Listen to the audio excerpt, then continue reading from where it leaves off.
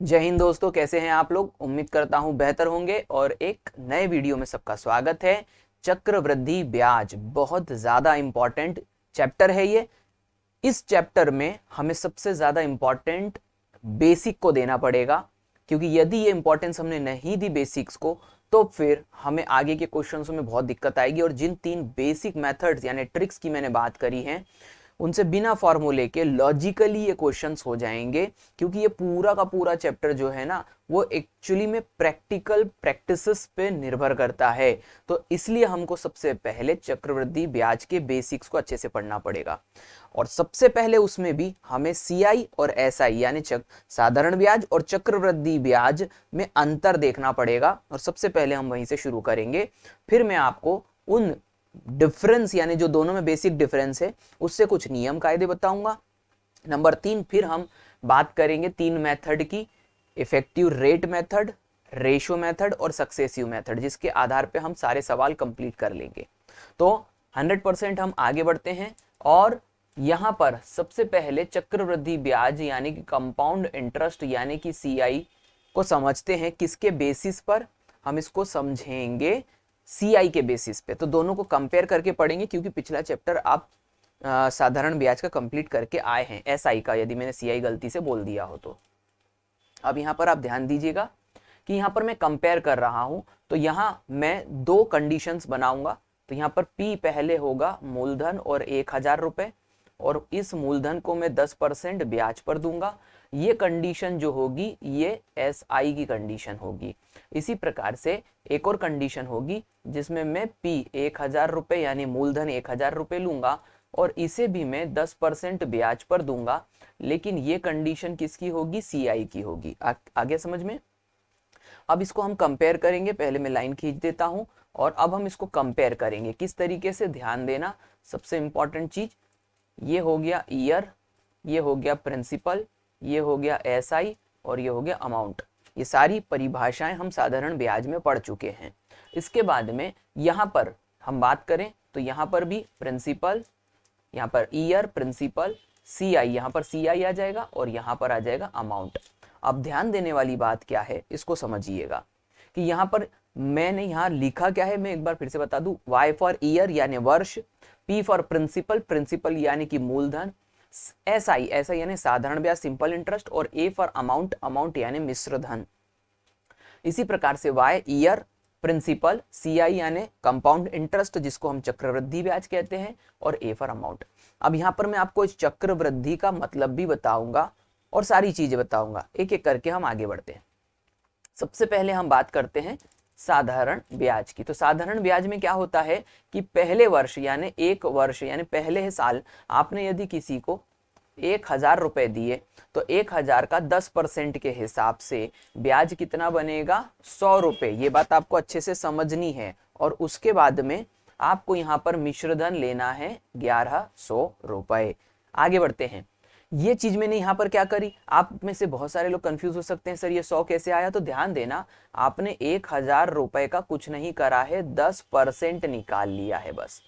और 1000 का 10% कितना होगा? तो आप 2 शून्य से ये 2 शून्य कैंसिल कर दोगे, 1 जीरो ये बचा, 1 जीरो ये बचा, तो टोटल मिलाकर के कितने हो गए? 100 रुपए। तो ये मैंने आपको बताया कि 10% आपको ब्याज मिला है। ओके, तो ये अब मैं मिटा देता हूं क्योंकि हमें अभी इसकी जरूरत नहीं है। अब इसके बाद में हम आगे बढ़ेंगे। अब हम बात करते हैं दूसरे साल की। तो दूसरे साल में मूलधन क्या होगा? तो मूलधन हमारा 1000 ही रहेगा। ठीक है, मूलधन हमारा 1000 ही रहेगा। और मूलधन दूसरे साल भी 1000 क्यों रहेगा? क्योंकि मैंने आपको साधारण ब्याज में पहले ही पढ़ा चुका हूं कि साधारण ब्याज में मूलधन नहीं बदलता। इस बात का आप ध्यान रखिएगा। जब मूलधन नहीं बदलेगा तो फिर आपको दूसरे साल भी 100 रुपए ही ब्याज मिलेगा, क्योंकि ब्याज आपको मूलधन पे मिलता है। ये बात का आप ध्यान रखिएगा। इसके बाद में आपको ध्यान देना है कि यहाँ पर मिश्रधन हो जाएगा 1200 रुपए। आप बोलोगे नहीं सर 1100 रुपए, मैं 2 वर्ष के बाद की बात कर रहा हूं, यानी टोटल मिला के 2 साल में 100 पहले साल और दूसरे साल 100, 100 और 100, 200 रुपए ब्याज हो गया। आपका मूलधन तो 1000 ही रुपए है। मैंने 2 बार लिखा इसलिए कंफ्यूज मत हो जाना। मैंने सिर्फ ये कहा कि किसी को मैंने पैसे देके रखे थे, पहले साल के लिए ब्याज मिला 100 रुपए, दूसरे साल के लिए 100 रुपए, तो हो गए 1200 रुपए। अब हम बात करेंगे तीसरे साल की। तो तीसरे साल में भी हमारा मूलधन क्या रहेगा, 1000। क्यों रहेगा, क्योंकि हमारा मूलधन नहीं बदलता साधारण ब्याज में, ये साधारण ब्याज की एक विशेषता होती है। इसके बाद में फिर हमें कितना ब्याज मिलेगा, 1000 रुपए, फिर कितना ब्याज मिलेगा, 1000 रुपए पर हमें 100 रुपए मिलेगा।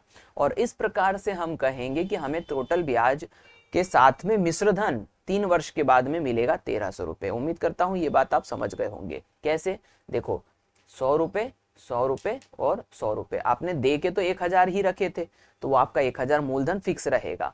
इस प्रकार से टोटल मिला करके 3 वर्ष में आपको कितना पैसा मिल गया, 1300 रुपए, 1000 का 1300 रुपए। अब यहाँ पर जो मैं बातें बता रहा हूँ उसको, छोटी छोटी बातों को शायद आप नोट डाउन नहीं करेंगे, लेकिन फिर भी मैं थोड़ा सा जोर दूंगा कि इसको कॉपी में नोट डाउन कर लेना, जो जो मैं पॉइंट्स लिखवा रहा हूँ। तो पॉइंट क्या है कि यदि आपके पास 3 साल का ब्याज है और वो कितना हो गया, 300 रुपए, तो यहां पर मैंने आपको पहले भी ये क्वेश्चन करवा चुका हूं कि 300 रुपए यदि आपका कुल ब्याज है, कितने साल का, 3 साल का, और यदि आपको 1 साल का पता करना है तो आप उस टोटल ब्याज में 3 का यानी वर्ष की संख्या का डिवाइड कर दोगे, तो काटोगे तो आपको 100 रुपए मिल गया। और 100 रुपए क्या है, 1 साल का ब्याज, देख सकते हो, यानी प्रति वर्ष कितना ब्याज मिल रहा है। लेकिन ये कंडीशन सिर्फ किस पे लागू होगी, एसआई पे। मैं आपको शुरुआत में ही क्यों बता रहा हूं, क्योंकि जब हम ये क्वेश्चन करेंगे तो एसआई और सीआई के मिल के जब क्वेश्चन आएंगे तो मैं आपको ये क्वेश्चन, या मैं आपको बेसिक्स कंप्लीट करवा रहा हूं। अब इसके बाद में हम आगे बढ़ते हैं। मैंने एक पॉइंट ये समझ लिया कि सर आपने ये कहा कि यदि मुझे कुल ब्याज दिया हुआ है और यदि मुझे वर्ष की संख्या दी है तो मैं 1 साल का साधारण ब्याज निकाल सकता हूं। फिर से समझ लो, यदि मुझे 450 रुपए कुल ब्याज दिया गया है और वर्ष की संख्या मुझे दी गई है कितनी, 5 साल, तो 5 साल में यदि 450 मिला तो मैं वर्ष की संख्या 9 को डिवाइड कर दूंगा। समझ में आ गया, 9 सॉरी कंफ्यूज ना हो जाना। यदि मुझे 450 रुपए 5 साल में ब्याज मिला है, कितने साल में, 5 साल में, तो वर्ष की संख्या को मैं कुल ब्याज से डिवाइड कर दूंगा। तो 5 नाम 45, मैंने 9 नीचे गलती से लिख दिया था, 90 रुपए मुझे 1 वर्ष का ब्याज मिलेगा। इस प्रकार 90 90 90 90 5 साल तक मिलेंगे तो नापा 45, 450 कुल ब्याज हो जाएगा। तो ये आपको आगे काम आने वाला है, इसलिए मैंने ये आपको बता दिया। ठीक है, तो ये भी एक पॉइंट हमारा कंप्लीट हो गया। ठीक है, अब इसके बाद में मैं आपको और क्या बताने वाला हूं, ये देखो ऐसा ही हमारा कंप्लीट हो गया, यानी साधारण ब्याज हमारा कंप्लीट हो गया, जो जो मुझे आपको अभी बताना था। अब हम बात करेंगे किसकी, ऐसा सीआई की, यानी कि चक्रवृद्धि ब्याज की, कंपाउंड इंटरेस्ट की। कंपाउंड इंटरेस्ट को कैसे कंपेयर कर रहा हूं, ध्यान देना। यदि मैं वर्ष यानी पहले वर्ष की यदि बात करता हूं तो पहले वर्ष मेरा मूलधन कितना होता है, 1000 रुपए। अब इस 1000 रुपए पर मुझे ब्याज कितना मिलेगा, तो सीधी सी बात है, अभी मेरा मूलधन कितना है, 1000, और 1000 पे मुझे ब्याज कितने परसेंट मिल रहा है, 10%। तो सिंपल सी बात है, 1000 रुपए का मैं 10% निकालूंगा इस तरीके से। तो यहाँ पर इस जीरो से इस जीरो को और इस जीरो से इस जीरो को कैंसिल कर दूंगा, तो मुझे कितना ब्याज मिलेगा, 100 रुपए। तो ये मेरा हो गया 100 रुपए सीआई, यानी कि चक्रवृद्धि ब्याज। इसके बाद में अब मैं बात करूंगा मिश्रधन की। तो भाई मूलधन में ब्याज को हम जोड़ देंगे तो कितना आ जाएगा, 1100 रुपए। मैं उम्मीद करता हूं कि इतनी बात तो आपको अच्छे से समझ में आ गई होगी। अब मैं आपको कुछ विशेष बता रहा हूं, जहां से आपको फिर एक नोट लिख लेना है और लिखना है बकायदा, यदि आप अपनी तैयारी अच्छी रखना चाहते हैं तो। ध्यान दीजिए, आप पहले साल की कंडीशन को समझिए, पहले साल की कंडीशन को समझिए जो कि साधारण ब्याज में थी, और पहले साल की कंडीशन को समझिए जो कि चक्रवृद्धि ब्याज में है। तो यहां पर आप ये देखोगे कि सर पहले साल साधारण ब्याज देख लो या चक्रवृद्धि ब्याज देख लो, कोई अंतर नहीं दिख रहा। मूलधन भी 1000 है, ब्याज भी 100 रुपए है और मिश्रधन भी 1100 रुपए है। लेकिन ऐसा सिर्फ 1 वर्ष के लिए होगा, 1 वर्ष यानी पहले वर्ष के लिए। पहले वर्ष नोट करके लिखना जो मैं बोल रहा हूं, पहले वर्ष के लिए साधारण ब्याज तथा चक्रवृद्धि ब्याज में कोई अंतर नहीं होता। चाहे आप साधारण ब्याज के फॉर्मूले से चक्रवृद्धि ब्याज निकालो या चक्रवृद्धि ब्याज के कॉन्सेप्ट या फॉर्मूले से साधारण ब्याज निकालो, आपको समान उत्तर मिलेगा। चाहे मिश्रधन पता करना हो, मूलधन पता करना हो, ब्याज पता करना हो या कुछ भी पता करना हो। ठीक है, आगे बढ़ते हैं। अब हम बात करते हैं कि सर ये चक्रवृद्धि का मतलब बताइए, चक्रवृद्धि का मतलब बताइए। तो अब मैं आपको चक्रवृद्धि का मतलब बता रहा हूं। चक्रवृद्धि का मतलब होता है, ध्यान दीजिए कि यदि मैंने 1000 रुपए किसी को दिए, कितने वर्ष के लिए? 1 वर्ष के लिए। 1 वर्ष के लिए, तो वो 1000 रुपए कितने हो गए? 1100 रुपए। ये तो आपको समझ में आ गया है। अब ध्यान दीजिए, 1 वर्ष के बाद में जब ये चक्र पूरा हो जाएगा, कितने, कौन सा चक्र? 1 वर्ष का। जनवरी में आपने पैसे दिए थे, दिसंबर आ गया, जैसे ही ये चक्र पूरा होगा और अगली जनवरी आएगी, आपके चक्र में वृद्धि हो जाएगी। और चक्र में वृद्धि होने का मतलब क्या होगा कि ये जो 1000 रुपए है, ये 1100 बन गए थे 1 वर्ष बाद। अब ये चक्र की वृद्धि कहां से शुरू होगी? 1100 रुपए से। यानी अगला वर्ष हमारा 1100 से शुरू होगा। इसको आप साइकिल में भी डिफाइन कर सकते हो, ठीक है? कैसे? ये रहा, यहां पर आप घड़ी समझ लो, यहां पर ये हमने पैसे दे दिए किसी को, अब ये घड़ी आगे बढ़ी आगे बढ़ी आगे बढ़ी और 1000 हमारे वापस, जब कांटा सीधे 12 पे आ गया तो 1100 रुपए हो गए। ये हो गई चक्र में वृद्धि। तो 1000 का एक चक्र में वृद्धि हो गया और 1000 बन गया 1100 रुपए। इसको कहते हैं चक्र में वृद्धि। अब ये वृद्धि क्यों हो रही, कैसे हो रही, या मैं अभी बताने वाला हूं आपको बड़ी डिटेल में, शांति से। इसलिए मैंने कहा ये पूरा चैप्टर में, ये पूरा लेक्चर जो है बेसिक्स पर रहेगा, क्योंकि इसके बाद में तो मैं बहुत जल्दी जल्दी क्वेश्चंस करूंगा। तो मैंने जैसे कहा कि आपको मैंने चक्र में वृद्धि समझा दिया। अब जो मैंने अब भी समझाया है उसी को मैं फॉलो कर रहा हूं। ये फिर से समझ लो जो लिखा हुआ है, देखो 1000 रुपए 1 वर्ष में क्या हो गए थे? 1100 रुपए। ये पहली लाइन में लिखा हुआ है। अब क्या हुआ कि जब एक साइकिल कंप्लीट हो जाएगी तो ये 1000 रुपए क्या बन चुके हैं? 1100 रुपए। और अब ये वृद्धि आगे बढ़ेगी और अगले साइकिल तक जाएगी। तो कैसे कैसे वृद्धि होगी ये समझ लीजिए, कैसे वृद्धि होगी ये समझ लीजिए। तो यहां पर दूसरे साल की यदि हम बात करें, सेकेंड ईयर की, साल दूसरा है, तो हमारा मूलधन जो हो गया है अब वो कितना हो गया है? 1100 रुपए। तो आप कहेंगे क्यों सर 1100 रुपए क्यों हो गया है? अभी तो समझाया कि 1000 रुपए थे, हमारी साइकिल कंप्लीट हो गई, तो फिर क्या हो गया? वो 1000 रुपए 1100 रुपए हो गए। तो आप कहेंगे सर ऐसा क्यों, 1100 कैसे हो गए? तो ध्यान दीजिएगा, यहां पर जो आपका मूलधन था उसमें आपने ब्याज को जोड़ दिया है, जिसकी वजह से जो मिश्र धन होता है चक्रवृद्धि ब्याज में, वो अगले साल का मूलधन बन जाता है। इसी को हम चक्र में वृद्धि कहते हैं। समझ गए आप मेरी बात को? क्या कहा मैंने? शांत से, शांत मन से समझना है। आपका जो मिश्र धन है वो अंत में जाकर के अगले साल के लिए मूलधन बन जाता है। इसी को हम कहते हैं चक्र में वृद्धि। और वो वृद्धि किसकी वजह से हुई है? ब्याज की वजह से। ठीक है, आगे बढ़ेंगे। तो यहां पर मैंने आपको 1100 रुपए बता दिया कि मूलधन है। अब इसके बाद में हम आगे बढ़े तो यहां पर अब ध्यान देना बड़े गौर से, गौर से, वेरी वेरी इंपॉर्टेंट। अब आपको 1100 रुपए के ऊपर मिलेगा अगले साल का ब्याज, क्योंकि आपका मूलधन बदल गया है, जो कि दूसरे साल साधारण ब्याज में देखोगे तो वो नहीं बदला था, जिसकी वजह से आपको दूसरे साल भी समान ब्याज मिला था। लेकिन यहां पर क्या होगा? यहाँ 1100 रुपए आपका क्या बन गया है? मूलधन। तो आप 1100 रुपए का कितना परसेंट आपको मिलेगा? ऊपर लिखा है 10%। तो अब मैं इस बार 1100 का 10% निकालूंगा, तो ये 1 0 से 1 0, 1 0 से 1 0, तो मेरे पास राशि कितनी आ गई? 110, यानी कि 110। ये मेरा हो गया ब्याज। समझ में आ गया? अब मैं यहां से आपको कुछ सिखा रहा हूं। क्या सिखा रहा हूं? ध्यान दीजिए, वेरी वेरी इंपॉर्टेंट कॉन्सेप्ट, बहुत ज्यादा ध्यान दीजिए। यदि मैंने सिर्फ साधारण ब्याज की बात करी तो यहां पर मुझे दूसरे साल भी 100 रुपया ही मिल रहा था। लेकिन यदि मैं चक्रवृद्धि ब्याज की बात कर रहा हूं तो यहां मुझे 100 रुपए नहीं मिल रहा है, 10 रुपया ज्यादा मिल रहा है। अब मैं आपको बहुत इंपॉर्टेंट कॉन्सेप्ट दर का यानी रेट का बताने वाला हूं, तो बड़े चौकन्ने होके देखना। सर ये 10 रुपए क्यों बढ़ा? हमें समझने की जरूरत है, 10 रुपए क्यों बढ़ा? तो मेरी बात सुनिए, यदि ये साधारण ब्याज होता तो ये 10 रुपए नहीं बढ़ता। क्यों नहीं बढ़ता? क्योंकि सर मूलधन नहीं बदलता, इस वजह से ब्याज भी नहीं बदलता।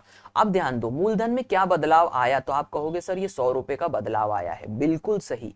ये जो 10 रुपया बढ़ा है ना, ये किसकी वजह से बढ़ा है? इस 100 रुपए के। तो अगली बार चक्रवृद्धि ब्याज में जब हम दर के क्वेश्चन करेंगे, जब आपको दर के यानी प्रतिशत, दर प्रतिशत के क्वेश्चन आएंगे कि आपको डेटा दिया जाएगा और उसमें पूछा जाएगा डेटा दे करके कि बताइए ब्याज दर कितनी होगी। तो दूसरे वर्ष में आपको ध्यान देना होगा इस बात का कि राशि कितनी बढ़ी। तो आप कहोगे जैसे यहाँ दिख रहा है कि 10 रुपए बढ़ी, तो ये 10 रुपया मैंने ऊपर रखा, बटा किसकी वजह से बढ़ी, तो ये 100 रुपए की वजह से बढ़ी, तो मैंने 100 रुपया नीचे रखा, और गुणा में 100, तो ये 100 से ये 100 कैंसल, तो ये 10%। तो ये देखो 10% हमको क्या मिल गई, दर। और ये देखो ऊपर क्या लिखा है, 10% दर है। यही तो मैं आपको समझा रहा हूं कि मैं आपको प्रैक्टिकली समझाऊंगा यहाँ पर कि हम वाकई में 10% दर रख के, तो 10% दर रख के हमने सारा जो डेटा बना रहे हैं वो बना रहे हैं। तो हमको उल्टा भी आना चाहिए, यदि a इक्वल्स टू बी है तो b इक्वल्स टू ए भी होना चाहिए। कहने का मतलब है कि यदि आप 10% का आधार रख करके 110 ला रहे हो तो आपको दर भी 10% लानी पड़ेगी, वो मैंने आपको लाके बता दी। तो अगली बार के लिए फिर से ध्यान रखना, यदि आप भूल गए हो जो मैं आपको समझा रहा हूं उसको फिर से ध्यान रखो कि यहाँ पर ये 110 में कितने की वृद्धि आई है, यानी कि ब्याज में कितने की वृद्धि आई है, 10 की। तो दर हमको निकालना पड़ेगा। यदि दूसरे साल का प्रश्न हुआ तो कितने की वृद्धि आई, 10 की। उस वृद्धि के लिए जिम्मेदार कौन है, ये 100 रुपए। तो इस 100 को मैं नीचे रखूंगा और गुणा कर दूंगा, 100 से 100 कैंसल, 10% आंसर आ गया। ये मैंने अभी आपको बता दिया। जब मैं आगे आपको समझाऊंगा और इसका कॉन्सेप्ट लूंगा तब आप ये बोलना कि हाँ सर आपने पहले वीडियो में समझाया था। नेक्स्ट चीज, अब हमारा जो मिश्र धन हो गया वो कितना हो गया, मैं कोशिश करता हूं कि नीचे नीचे की चीजें मिटा सकूं ताकि क्लैरिटी आ जाए। अब हम बात करेंगे कि सर हमारा मिश्र धन 2 साल में कितना हो गया। तो देखो ये आपका मूलधन है और इसमें यदि आप साधारण ब्याज चक्रवृद्धि ब्याज को जोड़ोगे तो आपका जो मिश्र धन बन जाएगा वो बन जाएगा 1210। जिस व्यक्ति को जो घबरा घबरा के पढ़ रहा हो, भैया उसको तो हर चीज है ना दिखानी पड़ती है। तो ये देख लो, ये मैंने दिखा दिया जोड़ के कि ये मूलधन था यानी P, और इसमें ये CI को मैंने जोड़ दिया। तो मैंने पहले भी बताया है कि मिश्र धन जो होता है ना, ये जगह नहीं है तो मैं यहाँ लिख के बताता हूँ कि मैंने पहले भी बताया है कि मिश्र धन जो होता है वो मूलधन में ब्याज को जोड़ने से मिलता है। अब क्योंकि हम चक्रवृद्धि ब्याज की बात कर रहे हैं इसलिए यहाँ पर हम चक्रवृद्धि ब्याज को जोड़ेंगे। यदि प्रश्न साधारण ब्याज का होता तो हम यहाँ पर साधारण ब्याज को जोड़ते तो हमें मिश्र धन मिल जाएगा। तो मैंने आपको ये बेसिक चीजें बता दी, ठीक है, ये मिटा दिया। अब इसके बाद में हम तीसरे वर्ष की बात करेंगे। तीसरे वर्ष तक हम क्यों आएंगे, क्योंकि मेरे को आपको फिर से समझाना है कि चक्र में वृद्धि किसको कहते हैं। तो यहाँ पर मूलधन कितना हो गया, मूलधन हो गया 1210। तो बोले सर फिर क्यों बदल गया, क्योंकि चक्रवृद्धि ब्याज में चक्र में वृद्धि होती है और तीसरे साल फिर वृद्धि हो गई मूलधन में। आपका मिश्र धन जो अंत में था वो तीसरे साल के प्रारंभ में मूलधन बन जाएगा और इस हिसाब से फिर इसके ऊपर 10% के हिसाब से ब्याज मिलेगा। तो कितना मिलेगा, 121 रुपए। फिर कंफ्यूज ना हो जाओ इसलिए हर चीज करके बताता हूं। 1210 का 10%, क्योंकि आपको 10% ब्याज मिल रहा है, निकालोगे तो 1 शून्य से 1 शून्य, 1 शून्य से 1 शून्य, तो कितनी राशि बची, 121 रुपए। ये आपका बन गया क्या, चक्रवृद्धि ब्याज। अब आप क्या करेंगे, अब आप ये करेंगे कि आप मिश्र धन निकालेंगे। तो मिश्र धन कितना आ जाएगा, तो मिश्र धन आ जाएगा 1331। तो आप फिर कंफ्यूज हो गए क्या हुआ, कुछ नहीं, ये देखो ये कौन सी राशि है, मूलधन, ये कौन सी राशि है, ब्याज। मैंने कहा मिश्र धन बराबर मूलधन प्लस ब्याज। मैंने 1210 में 121 को क्या कर दिया, जोड़ दिया।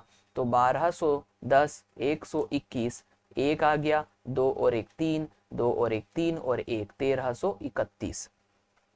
भाई बहुत बेसिक से समझा रहा हूं, इस बात को समझ लो कि यदि किसी को चक्रवृद्धि ब्याज पढ़ना होगा ना तो मैं पूरी अपनी कोशिश कर रहा हूं कि आपको एक स्टूडेंट के तौर पे समझा सकूं, एक ऐसे व्यक्ति के तौर पे समझा सकूं जो आप अपने आप को मानते हो। तो मेरी पूरी कोशिश रहेगी कि आपको मैं बिल्कुल जादू मंत्र नहीं बताऊंगा, मैं ये नहीं समझूंगा कि आप बहुत सारी चीजें जानते हो, मैं सिर्फ ये बता रहा हूं कि मैं अभी आपको क्या क्या सिखा सकता हूं, ठीक है। तो आप कंपेयर कर सकते हो SI और CI में, दोनों पे 1,000 रुपए, 1,000 रुपए। अब मैं आपको कंक्लूजन करके बताता हूं। साधारण ब्याज और चक्रवृद्धि ब्याज प्रथम वर्ष में एक जैसा रिजल्ट देते हैं। प्रथम वर्ष में चाहे मूलधन हो, ब्याज हो या दर हो या फिर आपका क्या हो, मिश्र धन हो। दूसरे साल में वृद्धि हो जाती है किसमें, चक्रवृद्धि ब्याज में, और आपका मिश्र धन आपका मूलधन बन जाता है। अब मैंने आपको दर निकालना बताया। दर निकालने का तरीका क्या है चक्रवृद्धि ब्याज में, कि दूसरे वर्ष, विशेष तौर पे दूसरे वर्ष के प्रश्न आते हैं कि दूसरे वर्ष कितने की वृद्धि हुई, तो आपने कहा दूसरे वर्ष 10 रुपए की वृद्धि हुई, और किसकी वजह से हुई, तो ये बचे हुए 100 रुपए की वजह से हुई। गुणा में कर दिया 100, 100 से 100 कटा, 10% आ गया। ये मैं तीसरी बार इसलिए बता रहा हूं क्योंकि आपको अभी ही समझना पड़ेगा। नंबर 3 कि हमने ये देखा कि यहाँ पर मिश्र धन जो है वो 2 साल में 1200 था, लेकिन यहाँ पर 1210 हो गया।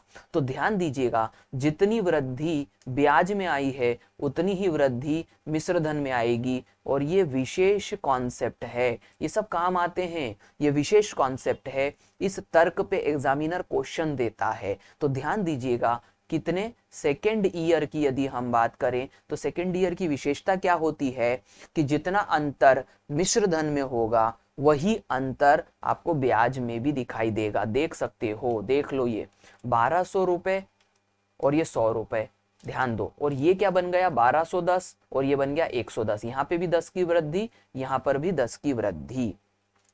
तो ध्यान दीजिएगा कि पॉइंट लिख लेना जो मैं बोल रहा हूं, दूसरे वर्ष में जितना अंतर ब्याज यानी कि साधारण ब्याज, जितना अंतर चक्रवृद्धि ब्याज में होता है उतना ही अंतर 2 वर्ष के बाद मिश्र धन में होता है। किसमें? चक्रवृद्धि ब्याज में। ये बात आपको आगे बहुत काम आएगी। आगे बढ़ते हैं। भाई ये पूरा चार्ट मेरे को समझाने में बहुत समय लगा। क्यों लगा? क्योंकि हम जब नींव रखते हैं तो बड़े शांति से रखते हैं, और क्योंकि वो हम एक ही बार रख सकते हैं, इसी वजह से मैंने आपको शांति से समझा दिया कि हम क्या करने वाले हैं। उम्मीद करता हूं कि आपको अच्छे से समझ में आ गया होगा। आगे बढ़ते हैं। अब मैं आगे बढ़ते हुए इसको आगे लेकर के चलता हूं।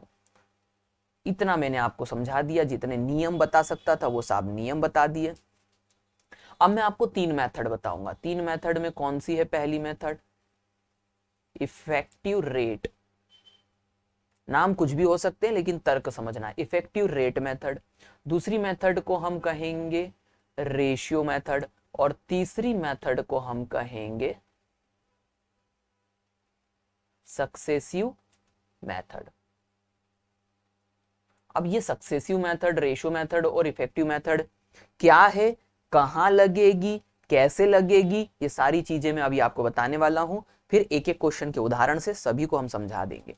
तो यहां पर याद रखिएगा, इफेक्टिव रेट का मतलब क्या हो गया? रेट, रेट यानी कि दर, और दर आपको प्रतिशत में दी जाती है। तो यहां पर इफेक्टिव रेट का मतलब आप समझ लीजिए, यदि आपको मान के चलिए कि 5% की प्रश्न में दर दी गई है, और कितने साल के लिए दी गई है? 2 ईयर्स के लिए। तो ये 2 ईयर के लिए ध्यान देना विशेषता रहेगी। मैं यहां पर इसको गोला मार देता हूं।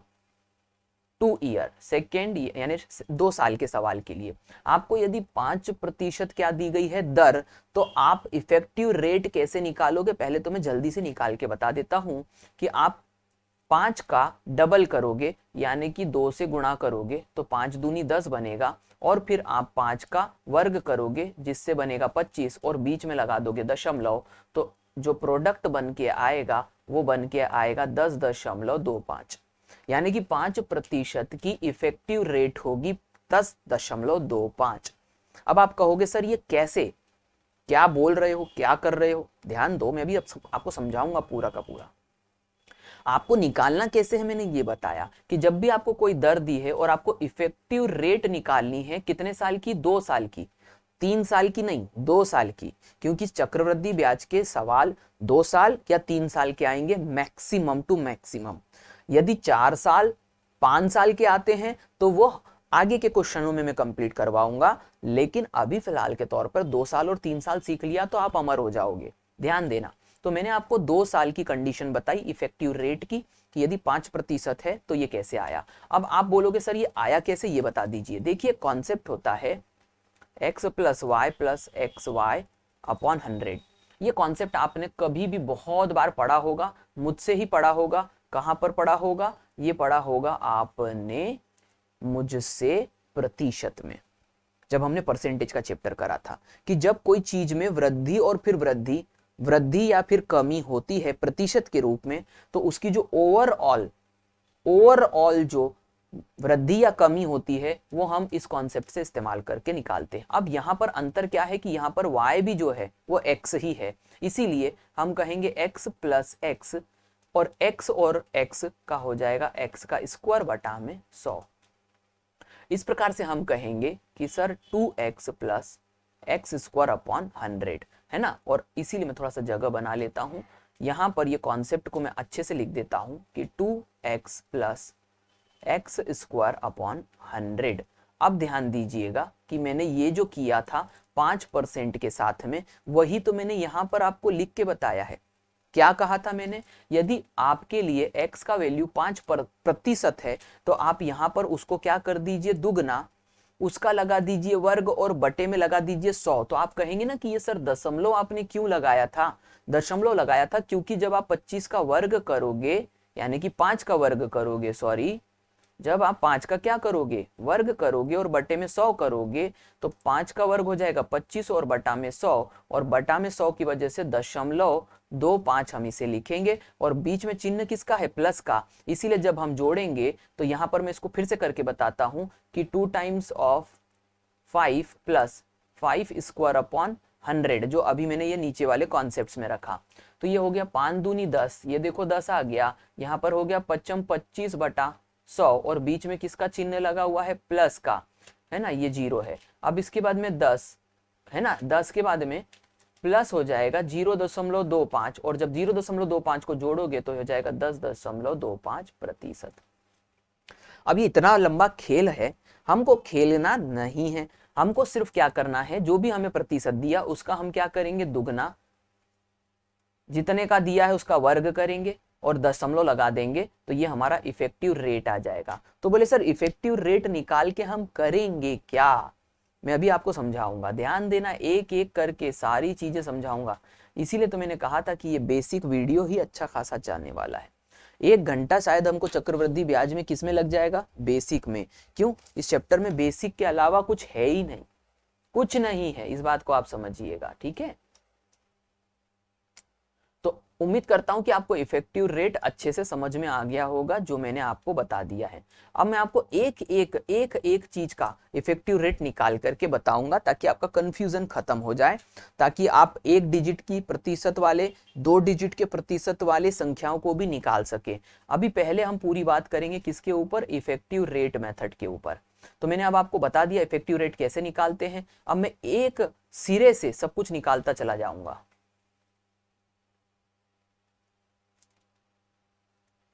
अब इफेक्टिव रेट हम कैसे निकालेंगे, ध्यान दो। सबसे पहले मैं 2% का इफेक्टिव रेट निकालता हूं। तो 2% का इफेक्टिव रेट कैसे आ जाएगा, ध्यान देना। अब मैं सीधे निकालूंगा, मैं करूंगा 2 का दुगना, यानी 2 दूनी 4, और फिर मैं करूंगा 2 का वर्ग, और दशमलव लगा के 4 मत लगा देना, ध्यान देना मेरी बात को। मैं किस मामले में चौकन्ना रहता हूं कि आप कहीं स्किप ना कर जाओ चीज को। देखो 2 का क्या कर देंगे, दुगना, तो ये 2 दूनी क्या आ गया, 4, और दशमलव लगाना, 2 का वर्ग कितना आता है, 4, लेकिन गलती ये मत करना कि सिंगल डिजिट में लिखना, इस बात को ध्यान रखना। आपको इसको 0.4 करना है, आखिरी में 2 ही डिजिट आपको रखना है। 1 आ जाए तो भी उसको 2 बनाओ, और यदि 3 आ जाए तो भी उसको 2 बनाओ। कैसे, अभी ध्यान से समझो, बेसिक भी समझो। मैंने अभी आपको कॉन्सेप्ट क्या बताया था, 2x plus x square upon 100। तो यहां पर ये x क्या है, ये प्रतिशत, तो ये मैंने करा 2 दूनी 4 प्लस 2 का वर्ग 4 बटा में 100। अब मैंने करा 4 प्लस, अब देखो 4 को 100 से डिवाइड करूंगा तो 0.04 है ना, 1 मिनट, यदि मैं 4 को 100 से डिवाइड करूंगा तो 0.04। अब मैं इसको जोड़ूंगा तो ये आएगा 4.04। अब आपको समझ में आया मैंने क्या बोला था। ये छोटी छोटी ट्रिक्स हैं जो मैं आपको समझा रहा हूं कि कब क्या करना, लेकिन मैं आपको दिखा के भी कर रहा हूं, ऐसा नहीं कि हवाबाजी में मैंने बोल दिया आपने मान लिया। समझ गए। तो यहां पर हम कैसे करेंगे, 2% के लिए 2 का वर्ग करा, यानी 2 को 2 से गुणा करा, वर्ग नहीं, 2 को 2 से गुणा करा, ये देखो 2 दूनी 4, ये 4 आ गया। फिर हमने 2 का वर्ग करा 4, और उसके लिए 2 डिजिट बनाने के लिए उसको 0 से आगे संख्या बना दी। तो यहां पर हमने समझ लिया कि ये आ गया 4.04%। ठीक है, थोड़ा दिखने में अजीब दिख रहा होगा, लेकिन मैं आपको फिर समझा दूंगा। अगला, अब हम निकालेंगे 3% का इफेक्टिव रेट। तो कैसे निकालेंगे, 3 का दुगना 3 दूनी 6 और 3 का वर्ग 0.9, तो दशमलव लगा देना, कितना आ जाएगा 6.09%, यानी कि 3% का इफेक्टिव रेट कितना हो जाएगा 6.09। इसके बाद में अब हम बढ़ेंगे आगे 4% का इफेक्टिव रेट, तो क्या करेंगे 4 का दुगना 4 दूनी 8 और 4 का वर्ग कितना होता है 16 और बीच में लगा दिया दशमलव, तो 8.16%, ये क्या हो गया आपका इफेक्टिव रेट, है ना। समझ में आएगा आपको कि मैं इफेक्टिव रेट क्यों निकाल रहा हूं, क्योंकि यूं तपाक से आंसर आ जाएगा। अब 5% का इफेक्टिव रेट, तो 5% का 5 के लिए हम करेंगे 5 का दुगना 5 दूनी 10, अभी निकाल के बताया था, 5 का वर्ग 25 और ये लगा दिया दशमलव, तो ये हो गया 10.25%। इसके बाद में हम 6% का इफेक्टिव रेट निकालेंगे, तो 6% के लिए 6 का दुगना कितना हो गया 12 और 6 36 दशमलव बीच में लगाएंगे, तो ये हो गया 12.36%। इसके बाद में फिर और बढ़ाते जाता हूं मैं, है ना, मैं आपको सिखाते जाता हूं, क्योंकि मेरे को आपको सारी चीजें बतानी है और मैं उम्मीद करूंगा कि आप इसके नोट्स बना रहे होंगे इसी वजह से। तो 7% का निकालेंगे, 7% का आ गया 7 दूनी 14, दुगना करा और दशमलव लगाया, 7 7 49, यानी कि 14.49% आ गया समझ में। इसी प्रकार से 8% और 9% सिंगल डिजिट पे आप निकाल सकते हो। अब मैं आपको बताऊंगा 10 के साथ में क्या होगा, तो ध्यान देना यहां पर गड़बड़ होने की प्रबल संभावना है 10 के साथ में। यहां पर 10 का आपको क्या करना है दुगना, तो 10 दूनी 20 और यहां पर आप ध्यान देना क्या करोगे, यहां पर आप दशमलव मत लगा देना, नहीं तो आप बोलोगे सर 10 का वर्ग 100 आता है और आपने 100 लगा दिया और दशमलव लगा दिया तो गड़बड़ हो जाएगी, आप बोलोगे सर 20.1। नहीं भैया, गलत हो गया। अब समझ लो, मैं इसको फिर बेसिक से समझाऊंगा। यहां पर आप देखोगे कि 10 का आपने क्या करा यहां पर दुगना, तो ये 20 बन गया। अब मैंने क्या 10 का वर्ग किया, तो यहां पर ये आएगा 1 और ये प्लस कर दिया, तो आंसर आ गया 21%, यानी कि 10% का इफेक्टिव रेट 21% होता है। तो आप बोलेंगे सर कैसे होता है, अब ध्यान दीजिए, मैंने अभी आपको कॉन्सेप्ट क्या बताया, 2x plus x square upon 100।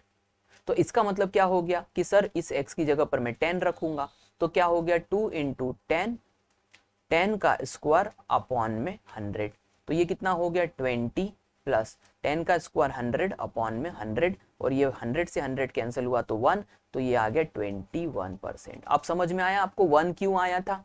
इसलिए अपने दिमाग में ये बात कोई रखना है कि जब भी आप किसी चीज का वर्ग करोगे तो उसको 100 से डिवाइड करना पड़ता है, और यदि आपने 10 का स्क्वायर किया तो 10 का स्क्वायर होने से वो क्या हो गया, वो 10 का स्क्वायर होने से वो कंप्लीटली बन गया 1, क्योंकि 100% अपने आप में 1 होता है। ज्यादा कंफ्यूज नहीं करना चाहता, इसलिए मैंने बेसिक से भी समझा दिया, उम्मीद करता हूं समझ गए होगे। एक बार आप इसको रट लोगे ना, अगली बार दिक्कत ही नहीं आएगी। तो बोले सर एक काम कर लो, इतनी मेहरबानी और कि 11%, 12% और 13% के भी निकाल के बता दो। अरे बिल्कुल बताऊंगा, चिंता ना करो, मैं हर चीज बताऊंगा। आज मैं बिल्कुल पूरे बेसिक के मूड में हूं, है ना। इफेक्टिव रेट मेथड आपको अच्छे से समझ में आ जाएगी। 11%, तो 11% के लिए अब क्या करेंगे, इस बात को ध्यान देना है। तो 11% के लिए 11 का दूनी 22, समझ गए। और यहां पर आप क्या करोगे 11 का वर्ग, तो 11 का वर्ग कितना बनेगा 121, तो आप क्या करोगे, आप प्लस कर दोगे या दशमलव यहां लगाओगे, नहीं। अब ध्यान देना, थोड़ी देर पहले मैंने आपको कहा था एक डिजिट है आखिरी में तो उसको 2 बनाओ, और यदि 3 भी है तो भी उसको 2 ही बनाओ। कैसे, ध्यान देना, यहां पर आपको जो दशमलव लगाना है वो कहां लगाना है, यहां पर, और फिर प्लस करना है। तो कैसे, ध्यान दो, 22 में आपको 1.21 को जोड़ देना है, तो कितना हो जाएगा, ये 23.21%, ये 11% का क्या हो गया इफेक्टिव रेट। अब बोलो फिर कंफ्यूज हो गए, कोई बात नहीं, तुम जब जब कंफ्यूज होगे तब तब मैं बेसिक बताऊंगा। 2x एक्स स्क्वायर अपॉन 100, ये चल रहा है कॉन्सेप्ट। अब आपका x का वैल्यू कितना हो गया 11 प्लस 11 का क्या करोगे आप वर्ग करोगे, तो 11 का स्क्वायर अपॉन में 100, तो यहाँ पर 11 दूनी क्या हो गया 22, 11 का वर्ग 121 बटा में 100। अब ध्यान दो मैंने क्या करा भाई साहब, 22 और प्लस 100 को डिवाइड करूंगा 121 से तो 1.21 बनेगा या नहीं बनेगा। तो यहाँ पर मैंने कुछ लिख के रखा है क्या पहले से, 1.21। सीखना पड़ेगा ना। आप यदि बोलो कि सर मैं कैसे करूंगा, मैं कैसे करूंगा, तो किसी काम को करते रहने से आपके अंदर कॉन्फिडेंस आता है, विश्वास पैदा होता है। ऐसे एकदम से आप ये सोचो कि मेरे करने पर आपको कॉन्फिडेंस आ जाए, नहीं होगा। धीरे धीरे करेंगे, आ जाएगा। आगे बढ़ते। 11% का मैंने बता दिया, फिर मैं आपको 12% भी बताऊंगा, चिंता ना करो, है ना। करते करते और एग्जाम्पल से ही आप सीखते हो, मेरे को ये मालूम है। तो देखो 12 का कितना हो जाएगा दुगना, 24, और 12 का वर्ग कितना होता है 144। तो मैं यहाँ दशमलव कहाँ लगाऊंगा, 2 अंक के पहले, क्योंकि मेरे को सिर्फ पीछे 2 ही अंक चाहिए दशमलव में। और मैं इसको क्या कर दूंगा प्लस। तो देखो 24 में 1 जोड़ दिया तो 25 बन गया और 0.44। तो ये क्या बन गया भाई साहब, 25.44। ये किसका इफेक्टिव रेट है, 12 का। इसके बाद में 13% का इफेक्टिव रेट, उम्मीद करता हूं आप समझ रहे होगे। 13 दूनी 26 और 13 का वर्ग 169, और 169 के लिए 0.2 अंक के पहले। तो 26 में 1 जोड़ दिया तो कितना बन गया, 27.69%। तो इफेक्टिव रेट निकालना सीख गए कि नहीं सीख गए। अब आप आगे तक निकाल सकते हो। आपको सिर्फ क्या करना है, इधर दुगना करना है और इधर जो है जो भी राशि है उसका वर्ग करना है, और वर्ग करने के बाद 0.2 अंक के पहले लगा करके बीच में क्या कर देना है, जोड़ते चले जाना है। तो उम्मीद करता हूं कि इफेक्टिव रेट आप अच्छे से समझ गए होंगे। अब आपका प्रश्न ये खड़ा होता है कि सर आप इफेक्टिव रेट हमें क्यों बता रहे थे। तो इफेक्टिव रेट बताने का पर्पस ये था कि मैं आपको ये है प्रश्न करवा सकूं। एक एक करके मैं एक एक मेथड बताऊंगा, एक एक प्रश्न करवाऊंगा, एक एक मेथड एक एक प्रश्न। फिर हम क्या करेंगे, आखिरी में कंक्लूजन करते हुए तीनों मेथड्स को करेंगे। चाहे ये वीडियो थोड़ा लंबा चला जाए, मुझे कोई उससे दिक्कत नहीं है। मेरा मूल उद्देश्य रहेगा, कोई ईमानदार प्रयास करना चाहता है पढ़ाई में तो मैं उसको पूरा पूरा दे सकूं। मैं आपको बिल्कुल ये नहीं समझ रहा हूं कि आपको आता है। तो यदि किसी को आता होगा तो ऑब्वियसली वो अभी तक नहीं देख रहा होगा इस वीडियो को। आप में संयम है, यही परिणाम है कि आप यहाँ तक आ गए हो, इस वीडियो को देख रहे हो। मैं आपको इंकरेज कर रहा हूँ इसलिए, ताकि आप समझ जाएं कि आप में सफल होने की काबिलियत है। आगे बढ़ते हैं। अब ये प्रश्न कैसे इफेक्टिव रेट से होगा, तो हम इसको करेंगे इफेक्टिव रेट से। ध्यान दीजिए, इफेक्टिव रेट से 2 साल के सवाल होते हैं, और इफेक्टिव रेट से क्या निकलता है, तो जो निकलता है वो निकलता है चक्रवृद्धि ब्याज। मैं आपको कंडीशंस बता रहा हूं, इफेक्टिव रेट निकलने से आप क्या निकाल पाओगे। तो ध्यान देना, इफेक्टिव रेट निकाला जाता है ब्याज निकालने के लिए। अभी समझ में आ जाएगा जब तक डेमो नहीं दूंगा। तो हमने पहले ये चीज समझ ली कि इफेक्टिव रेट 2 साल के लिए बहुत अच्छे से लागू होता है और इससे ब्याज निकलता है। चलो ठीक है, आगे बढ़ते हैं। अब हमको ये भी मालूम है कि मिश्रधन क्या होता है। मिश्रधन होता है मूलधन में जब हम ब्याज जोड़ देते हैं। यदि प्रश्न साधारण ब्याज का है तो साधारण ब्याज जोड़ेंगे, और यदि प्रश्न चक्रवृद्धि ब्याज है तो चक्रवृद्धि ब्याज जोड़ेंगे मूलधन से। इस हिसाब से हमें इस हिसाब का मिश्रधन मिल जाएगा। तो ये प्रश्न मिश्रधन यानी चक्रवृद्धि ब्याज का है, तो हम चक्रवृद्धि ब्याज मूलधन में जोड़ेंगे। अब हमें डेटा क्या दिया वो समझ लो। 200 रुपए की एक राशि को 5% वार्षिक चक्रवृद्धि ब्याज यानी CI की दर से, रेट से 2 वर्ष के लिए दिया गया, तो मिश्र धन की राशि क्या होगी। आपसे क्या पूछा गया, मिश्र धन क्या है। अब आप क्या करें, आपको प्रश्न दिखा कि सर ये 2 साल का है और इफेक्ट आपको रेट यानी दर कितनी दी है 5%। सर मुझे इफेक्टिव रेट आती है 2 वर्ष के लिए, तो 2 वर्ष के लिए क्या निकलेगा, CI, क्योंकि इफेक्टिव रेट से हमेशा ब्याज ही निकलता है। समझ गए, आगे बढ़ते हैं। अब सर मैं ब्याज निकलता है तो मैं क्या करूं, तो आप देखो कि यहां पर आप ब्याज तो निकाल लो, कम से कम ब्याज निकल गया तो उसको हम मूलधन से जोड़ देंगे। अब हमारा मूलधन कितना है P 200 रुपए, तो सबसे पहले तो हम इफेक्टिव रेट निकालेंगे कितने का, 5% का। अब 5% का इफेक्टिव रेट क्या होगा, ध्यान दीजिएगा। 5% का इफेक्टिव रेट मैंने अभी आपको बताया है कि 5 का दुगना कर देना कितना हो गया 10, और 5 का वर्ग कितना हो गया 25, और ये हो गया दशमलव। तो ये हो गया कितना 10.25%। अब मैंने क्या करा, मैंने सिर्फ निकाली क्या, इफेक्टिव रेट। अभी मुझे क्या निकालना पड़ेगा, ब्याज, और ब्याज निकालने के लिए क्या करना पड़ेगा, इफेक्टिव रेट को मैं किससे गुणा कर दूंगा, 10.25 को मैं गुणा कर दूंगा किससे, 200 से, यानी मूलधन से। ध्यान से समझना। तो मुझे पहले क्या मिलेगा, ब्याज की राशि। ये प्रोसेस समझ गए आप। तो पहले आपने निकाला इफेक्टिव रेट, इफेक्टिव रेट को आपने 200 यानी मूलधन से गुणा कर दिया, तब आपको जो मिलेगा वो मिलेगा ब्याज। तो अब निकालते हैं। तो ध्यान देना 200 गुणा में, मैं इसको बड़े बेसिक से करवा रहा हूं, है ना, ताकि आप समझ जाओ कि ये कैसे हुआ। 0.25 और बटा में क्या लगा दिया मैंने, ये 100। अब ये दशमलव हटा करके फिर मैंने इसमें क्या लगा दिया, 100, ताकि आपको अच्छे से समझा सकूं, है ना। इसके बाद में मैंने ये 2 जीरो से 2 जीरो क्या कर दिए, कैंसिल।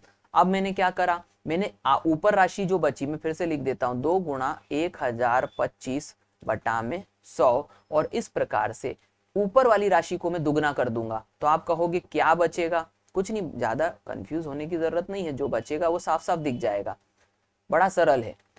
1025 का दुगना कितना होता है, 1025 का दुगना सर वो होता है 2050, और 100 से यदि मैं इसको डिवाइड कर दूं तो 0.2 अंक के पहले लगाऊंगा। तो सर मुझे क्या मिल गया, ब्याज। सर मुझे ब्याज मिल गया चक्रवृद्धि कितना, 20.50, यानी 20 रुपए 50 पैसे मुझे ब्याज मिल गया।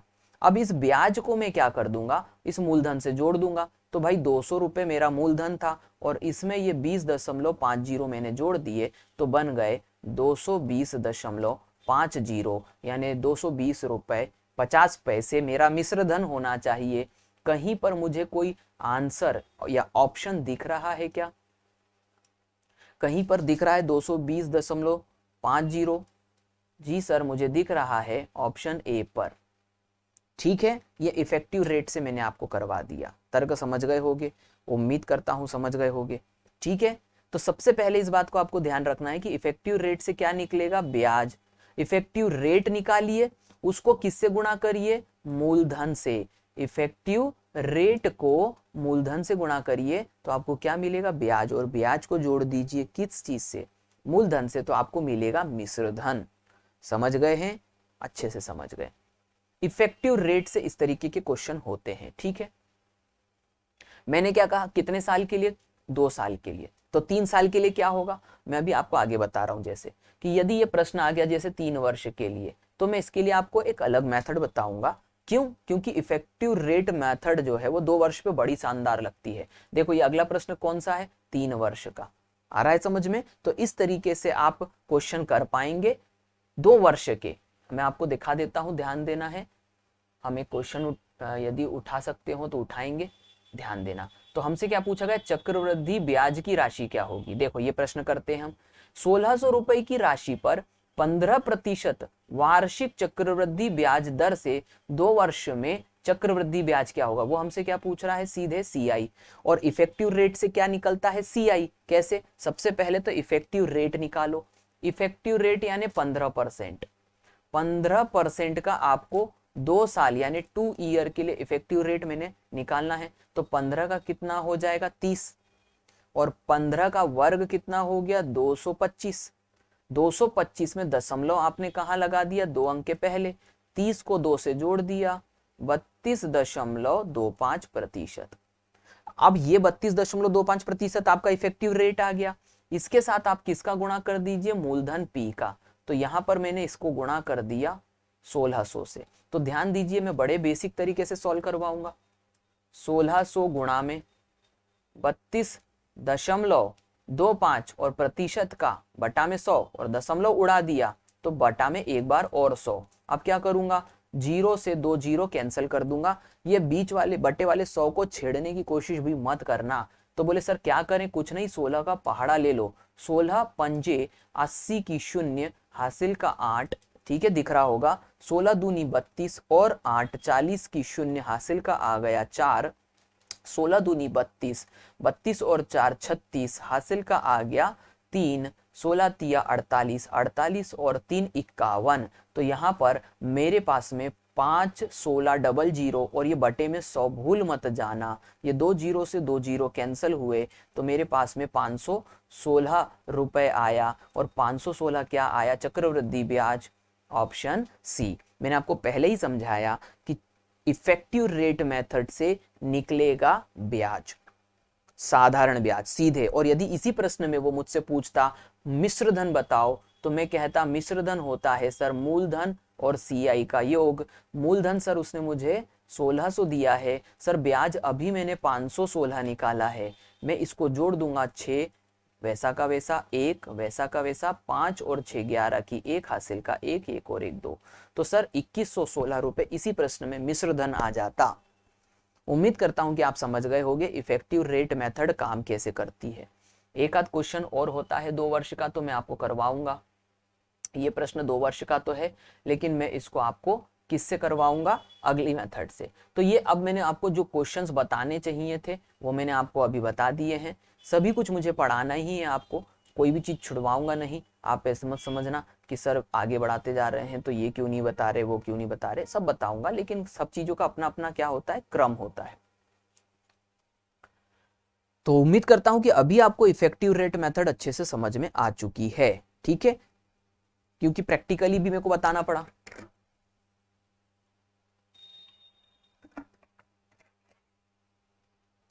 और जैसे कि मैं हर बार कहता हूं कि मैं ये सीरीज किसके लिए चला रहा हूं, शुरुआत करने वाले स्टूडेंट्स के लिए। तो मैं यहाँ पर आपको एकदम उड़ा नहीं सकता, मैं ये बात जानता हूं कि क्लास में भी यदि आप बैठोगे तो भी आपको पूरा नहीं समझ में आएगा। तो ये तो ऑनलाइन है, यदि मैं शांति से नहीं पढ़ाऊंगा तो बिल्कुल समझ नहीं आएगा। अब उम्मीद करता हूं कि आपने इतना तो अपने कॉपियों में उतार लिया है जो यहाँ दिख रहा है। मैंने आपको कुछ क्वेश्चंस करके बताए हैं, ठीक है। एक प्रश्न में अपने दिल में आ रहा है इसलिए करवा देता हूं कि प्रश्न में यह है कि आपको मूलधन के रूप में 8,000 रुपए की राशि दी गई मान के चलो, और आपको दर दी गई 6%, और आपसे समय कहा गया 2 वर्ष। अब मैं प्रश्न कह रहा हूं उसको समझिएगा कि 8,000 रुपए की राशि चक्रवृद्धि ब्याज यानी 6% चक्रवृद्धि ब्याज पर दी गई 2 साल के लिए। तो आपको पहली चीज निकालनी है ब्याज कितना और दूसरी चीज निकालनी है मिश्रधन कितना। चलिए निकालते हैं। आपको मालूम है कि सबसे पहले यदि 2 वर्ष का सवाल आया है तो मैं इफेक्टिव रेट लगाऊंगा। इफेक्टिव रेट किसका, 6 का। तो 6 का हम क्या करेंगे, दुगना, 6 दूनी 12 और 6 36 दशमलव लगाएंगे, तो 12.36% हमारा इफेक्टिव रेट आ गया। इस इफेक्टिव रेट को हम जब मूलधन से गुणा कर देंगे तो हमें ब्याज मिल जाएगा। तो हम करेंगे 8,000 रुपए गुणा में 12.36 और बटा में 100, ये प्रतिशत का, और दशमलव जब मैं हटाऊंगा तो एक और 100 लग जाएगा दशमलव का। दशमलव कब, दशमलव हटाने पर 100 लगता है, लेकिन कब, जब 2 अंक के पहले लगा है। अब मैं क्या करता हूं, देखो 1 2 3, 1 2 3, ये शून्य हटा दिए। अब मेरे पास जो राशि बची वो क्या बची, 8 12 36 और बटा में 10। किसी को भी कह रहा हूं भूलवश भी 2 से मत काटना, नहीं तो बर्बाद हो जाओगे, वरना दिक्कतें दशमलव में आती है। तो ये 10 को जिंदा रहने दो, बचे रहने दो। अब इस 8 को ऊपर गुणा करो, 8 6 48 की 8 हासिल का आ गया 4, 8 तिया 24, 24 और 4 28 की 8 हासिल का आ गया 2, 8 दूनी 16, 16 और 2 18 की 8 हासिल का आ गया 1, 8 एकम 8 और 1 9, और यहाँ दशमलव में लगा दूंगा 1 अंक के पहले, तो ये आंसर आ जाएगा, यानी कि चक्रवृद्धि ब्याज आ जाएगा 988.8। तो ये 988.8 रुपए मेरा ब्याज आ गया। देख लो फिर से, मैंने कहीं कैलकुलेशन में गड़बड़ तो नहीं करी।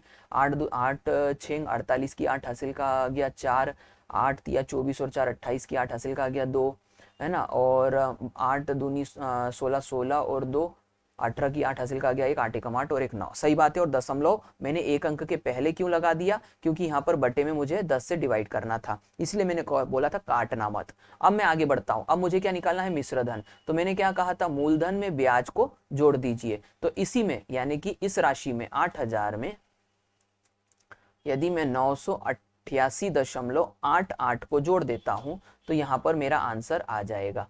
मिटा देता हूं पहले तो इसको। तो यहां पर ध्यान देना, ये तो डबल जीरो आएगा ही, 88 दशमलव में आ जाएगा पीछे, 8898 आंसर आ गया 8,988.8। आप बोले सर सीधा ही जोड़ देते, इतना बारीकी से क्यों कर रहे हो?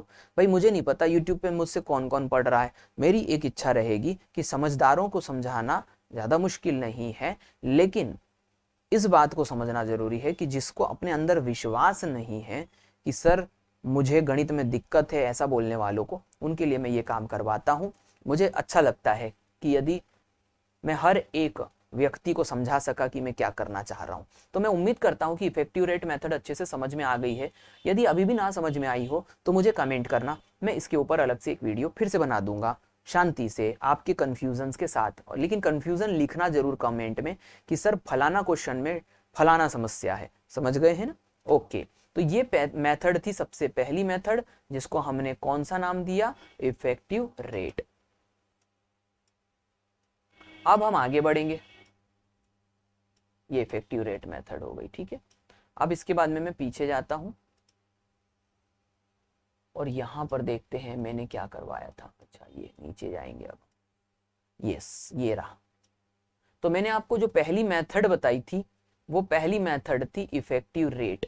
दूसरी मेथड कौन सी होगी? इसको हम कहेंगे रेशो मेथड। अब ये रेशो मेथड क्या है? ये भी बड़ा शानदार तरीका है। तो मैंने अभी आपको विशेषता बताई इफेक्टिव रेट की थोड़ी देर पहले। इफेक्टिव रेट हम किस लिए लगाते हैं? 2 साल के लिए, और इससे हमें सबसे पहले क्या मिलता है? चक्रवृद्धि ब्याज। क्या इससे हमें और कुछ भी मिल सकता है? कभी नहीं मिल सकता। हमें इससे सीधे मिश्रधन नहीं मिल सकता, हमें इससे सीधे मूलधन नहीं मिल सकता। हमें इससे सिर्फ क्या मिलेगा? ब्याज मिलेगा, और वो भी राशि के रूप में, जब आप इफेक्टिव रेट को मूलधन से गुणा करेंगे। ये बात विशेष है। यानी कि इस मेथड की अपनी कुछ लिमिटेशंस हैं। जो अगला मेथड है रेशो, ये बड़ी मजेदार मेथड है। इसमें लिमिटेशंस नहीं है। क्यों? क्योंकि ये पूरी तरीके से रेशो के कॉन्सेप्ट पे काम करती है, अनुपात समानुपात के कॉन्सेप्ट पे काम करती है। तो अब हम पढ़ेंगे स्पेशली रेशो मेथड। अब ये रेशो मेथड काम कैसे करती है वो मैं आपको बता देता हूं।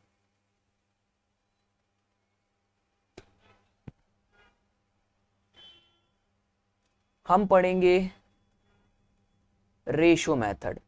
तो सर रेशो कहां दिया रहता है? प्रतिशत में कोई मतलब चक्रवृद्धि ब्याज में क्या रेशो दिया रहेगा? हमें सीधे ऐसे बोलेगा क्या कि 2 राशियां अनुपात में हैं? ऐसा नहीं, आपको रेशो को पहचानना पड़ेगा। तो बोले रेशो कहां से पहचानेंगे? हम रेशो को पहचानेंगे रेट से, यानी कि दर से, जो कि आपको प्रतिशत के रूप में दी रहती है। कैसे? ध्यान देना, मेरी बात को समझना कि यदि मैंने कहा 5% की आपको क्या दी गई है? दर, तो इसको आप रेशो में कैसे बदलेंगे? तो 5% का मतलब होता है 5/100। समझ गए हैं? और इस प्रकार से यदि आप 5 और 100 को काटते हैं तो 5 एकम 5 और 5 से 20 बार 100 कट जाएगा। तो आपको रेशो यानी अनुपात के रूप में 5% क्या मिल गया? 1/20। समझ गए? ये मैं आपको याद करवा दूंगा। वैसे मैं चक्रवृद्धि ब्याज में ये करवा चुका हूं, लेकिन 2%, 3%, 4%, 5%, 10%, 20%, 20% तक के सारे चीजें हमको अच्छे से याद होनी चाहिए, ठीक है, ताकि हम तेजी से काम कर सकें। अब हमने कहा कि 5% किसके बराबर होता है? 1/20। अब इसको समझने की जरूरत है आपको। तर्क समझ गए? और यदि आप पहले से मुझसे पढ़ते आ रहे हैं तो मैंने आपको ये कह के रखा हुआ था कि ये जो दर होती है ये वास्तविकता में क्या होती है? यही ब्याज होती है, बस किस रूप में होती है? प्रतिशत के रूप में। तो अब मैं इसे ब्याज के रूप में लूंगा। किस रूप में? ब्याज के रूप में। अब देखो, अब जादू शुरू होता है। जादू क्या शुरू होता है? मैंने आपको टेबल बना करके ये बताया था, प्रथम वर्ष में साधारण ब्याज और चक्रवृद्धि ब्याज का कॉन्सेप्ट एक जैसा रहता है। समझ में आ गया? तो देखना, यदि मैंने कहा कि SI equals to PRT upon में क्या होता है? 100। मैं आपको इसको मतलब समझा रहा हूं कि कैसे इसका हम मतलब समझेंगे 1/20 का। तो ध्यान दो कि हमारे लिए साधारण ब्याज का जो फॉर्मूला होता है वो PRT अपॉन 100 होता है, ये हमको पता है। तो ध्यान देना कि CI is equals to PRT upon 100 में लिख सकता हूं। आप बोलोगे सर अनर्थ मत करो, ऐसा तो हमने कहीं नहीं देखा। अरे भाई ध्यान दो, इस समय को यदि 1 वर्ष मानूं, इस समय को यदि 1 वर्ष मानूं, तो मैं ऐसा लिख सकता हूं, क्योंकि प्रथम वर्ष में साधारण ब्याज और चक्रवृद्धि ब्याज एक जैसा रहता है। समझ गए ना? ये घबराना नहीं, बोलना सर क्या ही कॉन्सेप्ट बता रहे हो। नहीं भाई, मैंने कहा साधारण ब्याज और चक्रवृद्धि ब्याज जो होता है प्रथम वर्ष में एक जैसा रहता है। तो किसी को किसी के भी फॉर्मूले से निकालोगे तो राशि एक जैसी निकलेगी। तो अब मैंने यहाँ पर एक चीज देखी, क्योंकि मुझे साधारण ब्याज का क्वेश्चन करना है, चक्रवृद्धि ब्याज का क्वेश्चन करना है। तो मैं यहाँ पर एक चीज देखता हूं, और वो क्या देखता हूं कि सर साधारण ब्याज इक्वल्स टू PR अपॉन 100। अब इसका मतलब साधारण ब्याज बटा P बराबर में यहां पर मैं ये कहूंगा, ध्यान देना,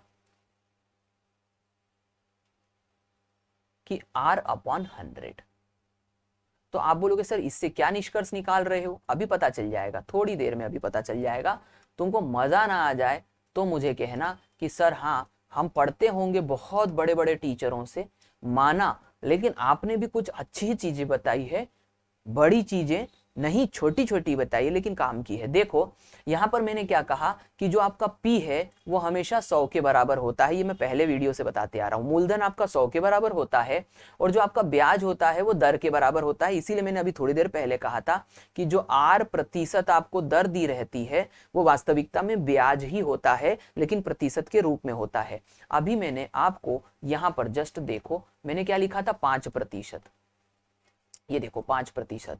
तो मैंने क्या कहा, 5, और ये 100 बटा में था, और ये 100 किसके बराबर होता है, मूलधन के, और यहां पर ये 5 किसके बराबर हो गया, ब्याज के। इस प्रकार से 5 एकम 5, और ये 5 से काटा तो 20 बार। हम फिर से वहीं आ गए, और अब मैं आपको साफ साफ ये बता सकता हूं कि आपको P को 20 रुपए मानना है, और SI यानी ब्याज को 1 रुपए मानना है।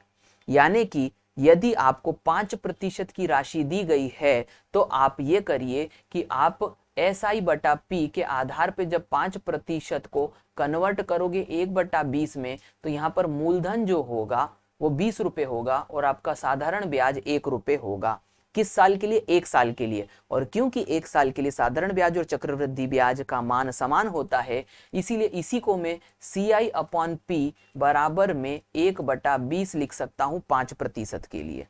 यानी कि आपका 1 वर्ष, पहले वर्ष चक्रवृद्धि ब्याज 1 रुपया मिला, और मूलधन आपका कितना, 20 रुपए था। यदि इसे बड़े अनुपात में देखने की कोशिश करोगे तो प्रतिशत के आधार पे आप कहोगे सर 5 रुपए मिले 100 रुपए पे। ये देखो 5% मतलब कि होता है 5/100। सर 100 रुपए पे 5 रुपए मिले, यानी कि 20 रुपए पे 1 रुपया चक्रवृद्धि ब्याज मिला। अब ये 1 वर्ष की कंडीशन थी, इस बात का ध्यान रखिएगा। उम्मीद करता हूं कि आपको ये लॉजिक समझ में आ गया होगा कि यदि आपने किसी भी टीचर से सुन के रखा है कि 10 का 11 हो जाएगा, 11 का 12 हो जाएगा, तो ये क्यों हो जाता है, कैसे हो जाता है? ये ऐसे हो जाता है कि यहां पर अभी आप देखिए, मैंने आपको शर्त रखी कि यदि आप 100 रुपया लगाएंगे तो आपको चक्रवृद्धि ब्याज के रूप में 1 साल में 5 रुपया मिलेगा, और 1 साल में साधारण ब्याज और चक्रवृद्धि ब्याज एक जैसा होता है। ध्यान दीजिएगा, इस प्रकार से हम जानते हैं कि मिश्र धन जो होता है वो मूलधन और चक्रवृद्धि ब्याज का योग होता है। इस प्रकार से हम मूलधन की जगह पर 20 रखेंगे, और चक्रवृद्धि ब्याज हमें 1 रुपये मिला है, तो इस प्रकार से हमारा मिश्र धन जो हो जाएगा वो 21 रुपये हो जाएगा। तो अगली बार मैं ये तामझाम नहीं करूंगा, मैं सीधे 20 में 1 जोड़ दूंगा, तो मैं कहूंगा कि यहाँ पर 20 रुपए जो है, नीचे वाली राशि मूलधन हो गई, ऊपर वाली राशि ब्याज, और बाजू में लिखी हुई राशि मेरे लिए मिश्रधन हो जाएगी। उम्मीद करता हूं कि रेशियो को अच्छे से समझ में आ गया है आपको, किसी भी प्रतिशत को आप कैसे कन्वर्ट करोगे। हर चीज का नोट्स बनाते चलना मेरे भाई, तभी आपको मजा आएगा। अब मैं आपको एक बार फिर से यहां पर वह चीज समझा देता हूं कि सर मुझे ये बताइए कि यदि मैं 10% को ये समझना चाहूं कि इसमें मूलधन कितना है, ब्याज कितना है और मिश्रधन कितना है, तो मैं कहूंगा हे मित्र, 10% का मतलब 1/10 होता है, क्योंकि 10% का मतलब 10/100 होता है। 0 से 0 कटने पर 1/10 बचता है। इसलिए मैं कहूंगा दोस्त, ये जो है ये मेरा मूलधन है, ये जो मेरा है ये ब्याज है, या फिर इसको आप SI भी कह सकते हो, पहले साल के लिए, पहले साल के लिए। तो अभी मैं SI हटा देता हूं ताकि आप कंफ्यूज ना हो जाओ। अब ध्यान दीजिएगा कि P हो गया मेरा 10 रुपया, 1 रुपया मेरा CI, और जब मैं इन दोनों को जोड़ दूंगा तो है ना, 10 और 1 11, 21 लिखने वाला था मैं, 10 और 1 11 रुपए मेरा क्या हो जाएगा, मिश्रधन। तो मैंने आपको रेशो से ये बता दिया कि कौन सी चीज क्या है। अब यदि आपने मुझसे अनुपात समानुपात पढ़ के रखा है तो आप इस बात को, इस मंत्र को मुझसे सुन चुके होंगे कि तेरे वाला योग बराबर मेरे वाला योग, तेरे वाला अंतर बराबर मेरे वाला अंतर, तेरे वाला हिस्सा बराबर मेरे वाला हिस्सा। तो आपको मजा आ जाएगा, इस बात को समझ लीजिए कि आपने अनुपात समानुपात को चक्रवृद्धि ब्याज से मिला दिया। अब ध्यान दीजिएगा, मेरी बात को समझिएगा कि यहां पर मैंने अभी आपको 10% के बारे में बता दिया कि 10% के मतलब क्या है। ठीक है, अब यदि मैंने कहा कि सर 10% नहीं 2% आ जाएगा तो क्या करेंगे, तो 2/100, 2 एकम 2 50, तो यहां पर हम कहेंगे 1/50। तो हम कहेंगे सर 50 रुपये मूलधन हो गया, 1 रुपया ब्याज हो गया, इन दोनों को जोड़ेंगे तो 51 रुपये क्या हो गया, मिश्रधन हो गया। उम्मीद करता हूं समझ गए होंगे। अब हम यहां पर देखेंगे कि ये जो पूरी पिक्चर मैंने बनाई है, ये पूरी पिक्चर कितने वर्ष के लिए है, 1 वर्ष के लिए। लेकिन 2 वर्ष के लिए क्या होगा, सर 3 वर्ष के लिए क्या होगा, ये भी समझा दीजिए। बिल्कुल समझाता हूं। 2 वर्ष में क्या होगा, तो पहले साल ध्यान दीजिएगा कि आपने यदि इस पहले वाले कॉन्सेप्ट को यदि हम लेके चलें, दूसरे वाले को हटा दें, तो पहले वाले कॉन्सेप्ट में 10% हमारा रेट था। इससे हमने ये पता करा कि 1/10 ये हमारा मूलधन हो गया, ये हमारा ब्याज हो गया, और इन दोनों से हमें मिश्रधन मिलेगा। यानी पहले वर्ष की यदि हम बात करें तो हमारा 10 रुपया 11 रुपए में बदल जाएगा। यानी ये हमारा मूलधन है और ये हमारा मिश्रधन है। 10 रुपया 11 रुपए हो गया 1 साल में। अब क्योंकि मैंने आपसे ये कहा था कि चक्रवृद्धि ब्याज में मूलधन बढ़ता है, मूलधन बदलता रहता है, क्योंकि अंत में जाकर के मिश्रधन मूलधन में बदल जाएगा, इसीलिए दूसरे साल में आपको क्या मानना है कि मूलधन भी, ध्यान देना, इसको इधर 11 मत कर देना, कंफ्यूजन हो जाएगा, ध्यान देना जो समझा रहा हूं। दूसरे साल फिर 10 रुपये आपका 11 रुपये बन जाएगा। इस प्रकार से आपको चक्रवृद्धि ब्याज के सवाल में इन दोनों राशियों को गुणा करना है, तो ये बन गया 100 और ये बन गया 121। समझना मेरी बात को ध्यान से।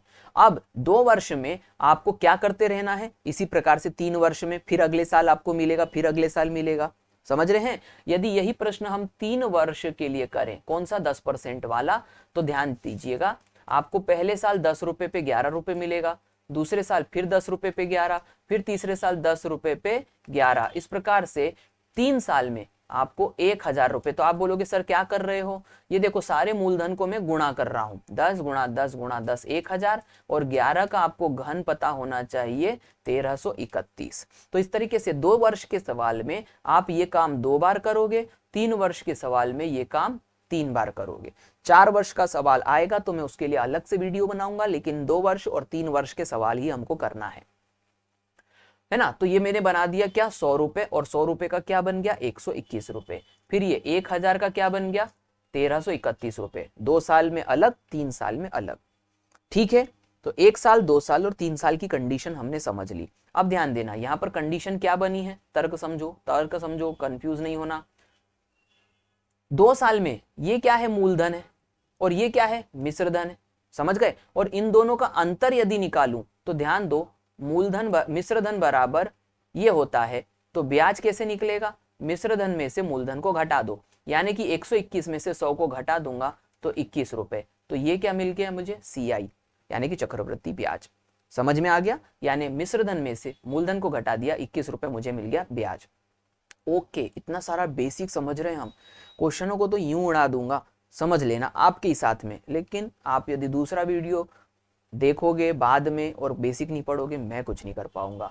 आ गया समझ में। तो यहाँ पर हमने क्या समझ लिया कि भाई ये जो 21 रुपये आया है, ये मेरे वाला क्या है, मेरे वाला ब्याज। ये क्या 100 रुपये आया, ये 100 रुपया मेरे वाला मूलधन, और ये 121 मेरे वाला मिश्रधन। अब हम ये करेंगे कि मैंने ये कहा था ना कि रेशो मेथड बड़ी कमाल की मेथड है। क्यों, क्योंकि इसमें तीनों चीजें निकलती है, ब्याज, मिश्रधन और मूलधन। कैसे, मेरे वाला मिश्रधन बराबर तेरे वाला मिश्रधन, मेरे वाला मूलधन बराबर तेरे वाला मूलधन, मेरे वाला ब्याज बराबर तेरे वाला ब्याज। ये जो मैं बोल रहा हूं इसको अभी मैं करके बताऊंगा। चलो, जितना सिखा दिया उतना हम समझ लेते हैं। 3 वर्ष के लिए एक बार फिर से बता देता हूं। ये देखो 3 वर्ष की कंडीशन क्या थी कि जो 1 साल में हो रहा है उसको आपको 3 साल तक निभाना है, बाद में गुणा कर देना है। तो ये जो निकला, ये क्या निकला, आप बोलोगे मूलधन। ये क्या निकला, ये मिश्र धन, और इन दोनों का अंतर, तो 1331 में से 1000 गया तो 331। मैं रुक इसलिए गया क्योंकि मेरा सिस्टम रुक जाता है। तो 331 क्या मिल गया मेरा, ब्याज।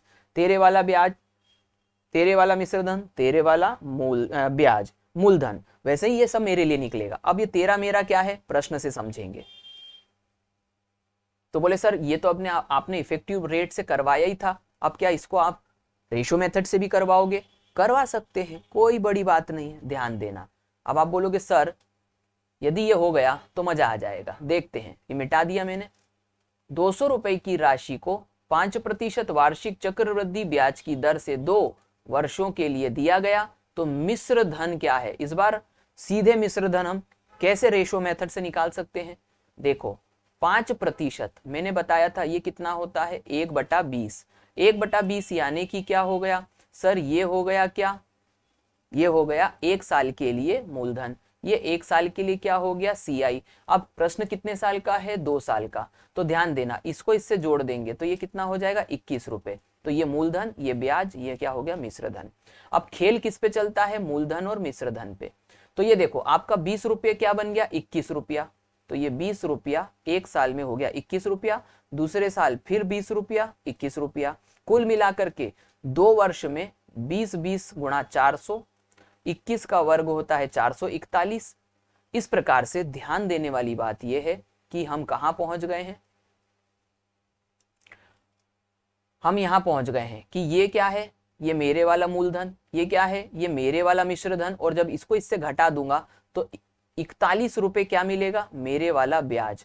अब कंडीशन क्या लगती है, प्रश्न में आपको अपनी 3 चीजें मिल गई है, आपको ये देखना है कि एग्जामिनर ने अपनी कौन सी चीज दी है, तो आप पकड़ लोगे। सर उसने सबसे पहली लाइन बोली 200 रुपए की राशि को, और 200 रुपए क्या है, मूलधन। सर उसने अपने वाला मूलधन दिया है, तो मैं क्या करूंगा कि भाई तेरे वाला मूलधन कितना है, 200 रुपए, तो मेरे वाला मूलधन कितना है, 400 रुपए, में दोनों को बराबर रख दूंगा। अब मैं इसकी मदद से एक निकाल लूंगा, और वो एक कैसे निकलेगा, 200/400। समझ में आ गया, एक का मान निकाल लूंगा। तो यहां पर एक का मान कितना हो जाएगा, 1/2, यानी कि एक बराबर 1/2। उम्मीद करता हूं समझ गए होंगे। एक क्यों निकाला, रेशो वाले मेथड में मैं बता चुका हूं भाई, अनुपात समानुपात पढ़ना पड़ेगा। 1 बराबर 1/2, तो तेरे वाला मूलधन बराबर मेरे वाला मूलधन, इससे 1 निकल गया। अब जो हुक्म मेरे आका, एक आ गया है, एक क्या बोलेगा, जो हुक्म मेरे आका, जो मेरे साथ गुणा करोगे वही तुम्हें मिलेगा। तुम्हें क्या चाहिए, मिश्र धन। तो तुम्हारे वाला मिश्र धन कितना है, 441। इसको तुम गुणा कर दो सीधे जो एक वाला मान आया है। तो यहां पर 441 का तुमको आधा करना है, 441/2 है ना। मैं कहीं भरे आपको अड़ ना जाऊं, इसलिए मैं क्वेश्चन को थोड़ा सा इधर कर देता हूं। देखो क्या करने का है, 2 दूनी 4, 2 दूनी 4, 1 बच गया। तो यहाँ पर 2, अब इसको हम करेंगे क्या, आपको सीधे मिश्र धन चाहिए था, तो 2 दूनी 4, 2 दूनी 4, और यहाँ पर आ गया 0.5। कैसे आया इसको समझ लो, कभी कभी कंफ्यूज हो जाते हो, तो मैं इसको करके बताता हूँ। 441, 400 में 41 में क्या आ रहा है, 400, 400 का आधा कितना हो गया, 200, 40 का आधा कितना हो गया, 20, और इसके बाद में 1 का आधा कितना हो गया, 0.5। कभी कभी ये 0 परेशान करता है, तो यहाँ पर आ गया 0.5, 0, 2 और ये 2, 220.5। जिसको नहीं काटते आता हो ये मेथड लगा लेना। किसी भी संख्या को आधा करने का मतलब है पहले इसको आधा करो, इसको आधा करो, इसको आधा करो, और फिर सबको जोड़ दो। तो ये हो गया 220.5। कहीं दिख रहा है क्या हमारा मिश्र धन एक ही बार में आने का, एक ही बार में दिख रहा है क्या 220.5? बिल्कुल दिख रहा है सर, ऑप्शन ए पर। तो मैंने क्या कहा था, आपको सबसे पहले अपने बारे में सारी चीजें निकाल लेनी है, मूलधन, मिश्र धन और ब्याज, जो कि मैंने यहां पर निकाला इस जगह पर। फिर इसके बाद में प्रश्न में देखना है कि उसने क्या चीज दी है। वो जो भी चीज दे रहा है उसको अपने बराबर रखो। जैसे उसने 200 रुपए मूलधन दिया था, मेरे वाला मूलधन 400 था, तो 400 बराबर 200, 400 से 1 निकाला, 200/400, 1 बराबर 1/2। एक वो जिन है जो आपकी मनोकामना पूरी करेगा। एक का मान जो भी आया उसमें आप वो मान अपना वाला गुणा कर दो जो आपको पूछ रहा है, जो कि यहां पर पूछ रहा है मुझे 441 मेरा वाला मिश्र धन था और उसने पूछा मेरे वाला निकाल के बताओ, तो ये एक जो जिन है वो क्या कहेगा, जो हुकुम मेरे आका 1/2 को अपने वाले मिश्र धन से गुणा कर दो, सामने वाले का मिश्र धन मिल जाएगा। तो उम्मीद करता हूं कि मजा आया होगा क्वेश्चन में। अगला और करके बताऊंगा इसी रेशो मेथड से, कंफ्यूज ना होना, है ना, कंफ्यूज ना होना। ये वाला प्रश्न करेंगे 3 साल का, इसीलिए मैंने इसको छुड़वा दिया था। कितनी प्रतिशत की दर है, 10% की। यदि 12,000 रुपए की राशि 3 वर्ष के लिए 10% वार्षिक चक्रवृद्धि ब्याज की दर से कर्ज पर दी गई हो, तो समय की समाप्ति पर कुल कितने रुपए लौटाने होंगे। कहने का मतलब है कुल कितने रुपए लौटाने का मतलब क्या होगा सर, वो मुझसे मिश्र धन पूछ रहा है, क्योंकि मुझे टोटल ब्याज के साथ मूलधन भी मिला के देना है। तो हम इसको करेंगे रेशो मेथड से। आपको रेशो मेथड के लिए क्या पता होना चाहिए, दर। अब इसको हम क्या करेंगे 3 साल के लिए, तो 10% हम जानते हैं 1/10 के बराबर होता है। 10 क्या हो गया मूलधन, 1 क्या हो गया चक्रवृद्धि ब्याज, दोनों को जोड़ोगे तो 11 रुपए आपका क्या आ गया मिश्र धन। अब ध्यान देना, आपका 10 रुपया 11 रुपए बन गया 1 साल में, फिर 10 रुपया 11 रुपए बन गया, फिर 10 रुपया 11 रुपए बन गया। तो आप क्या करोगे, इनको आपस में गुणा, तो 10 10 10 ये हो जाएगा 1000 और 11 का घन होता है 1331। उम्मीद करता हूं कि आपको समझ में आ गया होगा। अब यहां पर ध्यान देना, ये क्या निकला 3 साल का मेरे वाला मूलधन, ये 3 साल का मेरे वाला मिश्र धन, और इन दोनों का अंतर करोगे तो 331 मिलेगा ये मेरे वाला चक्रवृद्धि ब्याज। ये तो सब मेरे हो गए भाई, तू अपनी बता, उसके बराबर मैं अपना रख दूंगा। तो ध्यान देना यहां पर आपको इस बात को समझना है।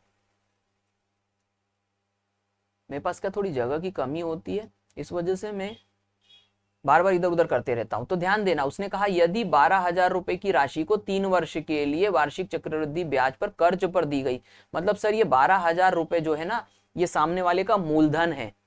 तो उसका मूलधन तो अपन ने अपनी, उसकी बंदूक तो अपन ने अपनी बंदूक निकाल ली, उसकी तोप तो अपनी तोप, है ना। तो इस प्रकार से उसने मूलधन दिया तो अपन अपना मूलधन रखेंगे। अपना मूलधन कितना है 3 साल में 1000, 3 साल में रखना, 3 साल वाला 1000 बराबर में आप बोलोगे किसके 12,000।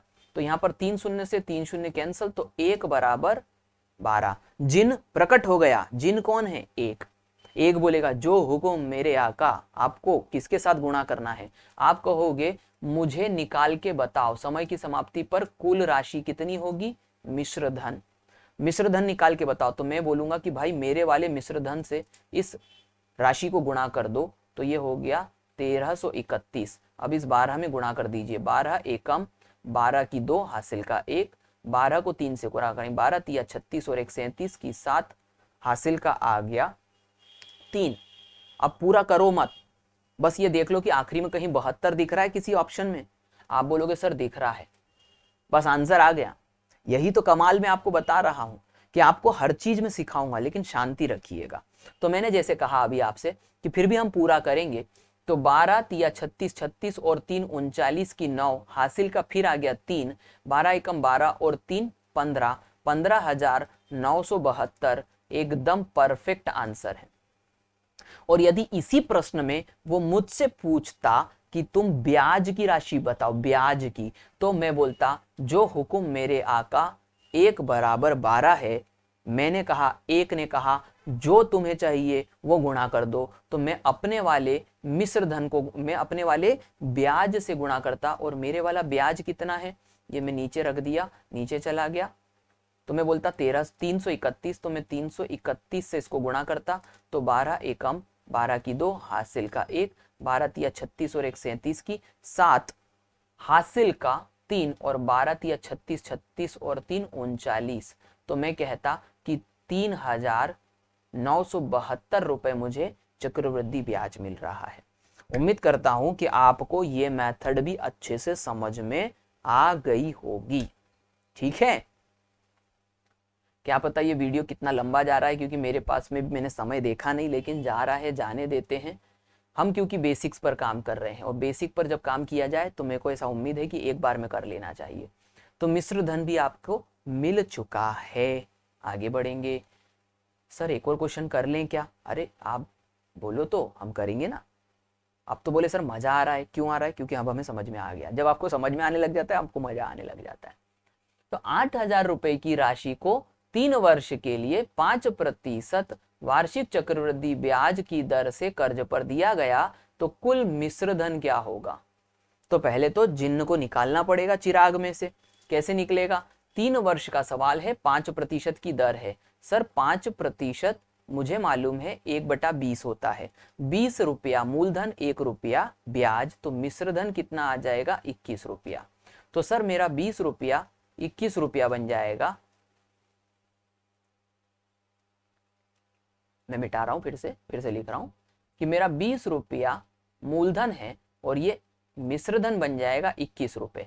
अब ध्यान दो, जब अब मैं एक नया जादू सिखा रहा हूं, यदि कंफ्यूज ना हो जाओ तो मैं क्या कर रहा हूं, मेरे को प्रश्न कितने साल का दिया? 3 साल का। तो मैंने क्या करा, इसका भी घन कर दिया और इसका भी घन कर दिया। बोले सर घन क्यों कर दिया? अभी बताता हूं। पहले तो 20 का घन कितना होता है? 8,000। बोले सर याद करना पड़ेगा। अरे करना पड़ेगा। 21 का घन कितना होता है? 9261, 9261 करना पड़ेगा। चिंता मत करो, मेहनत तो करनी पड़ेगी। तो मुझे ये सीधे मिल गया, ये मेरा वाला मूलधन, ये 3 साल में मेरे वाला मिश्र धन, और इसको जब मैं इससे घटाऊंगा तो 1261 रुपए मेरे वाला मिश्र धन 3 साल का। तो बोले सर ये कैसे करा? अरे देखो ना, अभी समझाता हूं। मूलधन मिश्र धन, पहले साल 20 रुपया 21 रुपया बना, फिर दूसरे साल 20 रुपया 21 रुपया बना, फिर तीसरे साल 20 रुपया 21 रुपया बना। तो सर ऐसे तो सर में 3 बार लिखना पड़ता है। तो 3 बार लिख के करते क्या हो? गुणा ही तो करते हो। और जब भी 3 संख्याओं का आपस में गुणा करते हैं तो भाई उसी को तो उस संख्या का घन कहते हैं। 21 को 3 बार आपस में गुणा करने मतलब 21 का घन। यही तो मैंने किया था। इसीलिए अगली बार जब 2 साल के सवाल आए तो मूलधन मिश्र धन 2 साल के लिए वर्ग लगा देना, मूलधन मिश्र धन 3 साल के लिए घन लगा देना, खट्टाक से काम हो जाएगा। तो भाई अब मैंने ये समझा दिया, इसलिए मिटा देता हूं इसको, ध्यान देना। तो बोले सर मैं क्या करूं? अब क्या करूं? अब कुछ मत कर, तू सिर्फ इच्छा बता क्या चाहिए। तो बोले सर मेरे को पहले तो 1 चाहिए, क्योंकि जिन निकालना पड़ेगा, और जिन निकालने के लिए तेरे वाला योग मेरे वाला योग, तेरे वाला हिस्सा मेरे वाला हिस्सा। तो पहले तो प्रश्न में उसने दिया क्या? 8,000 रुपए की राशि को कर्ज के रूप में 3 साल के लिए दिया गया। मतलब सर उसने 8,000 रुपए हमको मूलधन दिया। बस पता चल गया, तेरे वाला मूलधन बराबर मेरे वाला मूलधन। मेरे वाला मूलधन कितना है? 8,000। तो तेरे वाला मूलधन कितना है? 8,000। तो बोले सर ये तो गड़बड़ हो गई। अरे कोई गड़बड़ नहीं हुई, 1 बराबर 1। समझ में आ गया? कोई दिक्कत नहीं। अब आपको चाहिए क्या? बोले सर मेरे को मिश्र धन चाहिए। और मेरे वाला मिश्र धन कितना है? मेरे वाला मिश्र धन है 9,261। 9,261 को 1 से गुणा कर दो, 9,261 ही आएगा। मतलब कि मिश्र धन निकल चुका है। कितना आ चुका है? Option A 9,261। उम्मीद करता हूं कि मेरी बात अच्छे से समझ में आ गई होगी। मिश्र धन निकाल दिया। अभी वो ब्याज पूछता तो मैं 1 में 1261 का गुणा करता, तो मेरे को 1 का मान ही मिल गया 1261। यही तो मैं आपको समझा रहा था इतनी देर से। तो भाई 2 मेथड समझा दी। पहली मेथड इफेक्टिव रेट मेथड, जिसमें सिर्फ क्या निकलेगा? शुरुआत में ब्याज, और ब्याज में मूलधन जोड़ दोगे तो मिश्र धन मिल जाएगा। इफेक्टिव रेट कितने साल के लिए काम करती है? 2 साल के लिए काम करती है। रेशो मेथड किसके लिए काम करती है? रेशो मेथड 2 साल के लिए भी काम करती है, 3 साल के लिए भी काम करती है। समझ में आ गया? रेशो मेथड 2 साल के लिए भी काम करती है, 3 साल के लिए भी काम करती है। रेशो मेथड से क्या क्या निकलता है? रेशो मेथड से मूलधन निकलता है, ब्याज निकलता है, और चक्रवृद्धि ब्याज भी निकलता है, और मिश्र धन भी निकलता है। जो हुकुम मेरे आका वाली मेथड है वो। आगे बढ़ते हैं। तो अगली मेथड कौन सी होगी? Successive method. बोले सर सक्सेसिव मेथड क्यों होगी? है ना, जैसे ये वाला प्रश्न भी है वैसे, तो मैं इस प्रश्न को करवा देता हूं, कोई दिक्कत नहीं है। 4,000 रुपए की राशि चक्रवृद्धि ब्याज की दर का मान क्या होगा यदि 3 वर्ष के लिए 5% की दर है? बोले सर 5 ही प्रतिशत लेते रहते हो, 6 भी ले लो। ले लेंगे, चिंता मत करो। 5% का मतलब क्या होता है? 1/20। 20 का क्या हो जाएगा? 21। कितने साल का प्रश्न है? 3 साल का। 3 साल का 3 साल का घन कर दिया। फिर से वही बात है, 8,000 रुपए की राशि 9261 हो जाएगी। 20 का घन 8000, 21 का घन, मेरे वाला मूलधन, मेरे वाला मिश्र धन, अंतर निकालोगे तो 1261, मेरे वाला क्या आ गया, ब्याज। अब उसने हमें क्या दिया, हमें उसने दिया 4000 रुपए की राशि यानी मूलधन। तो मैं बोलूंगा कि सर 4000 रुपए 8000 के बराबर होंगे। क्यों, यानी कि 1 मिनट, मैंने उल्टा लिख दिया। पहले ये लिखना चाहिए हमें, क्योंकि एक निकालने के लिए हमें अपना वाला हिस्सा पहले निकालना है, क्योंकि जिन हमारा है, जिन हमारा है। 8000 रुपए बराबर 4000 रुपए, नहीं तो गलती हो जाती। पहले मैं अपना हिस्सा रखूंगा, मेरे वाला फिर तेरे वाला। तो यहाँ पर 8000 का मतलब क्या हो गया कि इस 8000 को ये 4000 1/2 बार काटेगा। कंफ्यूज मत होना, 8000 को 4000 के बटे में लिख दिया 1/2।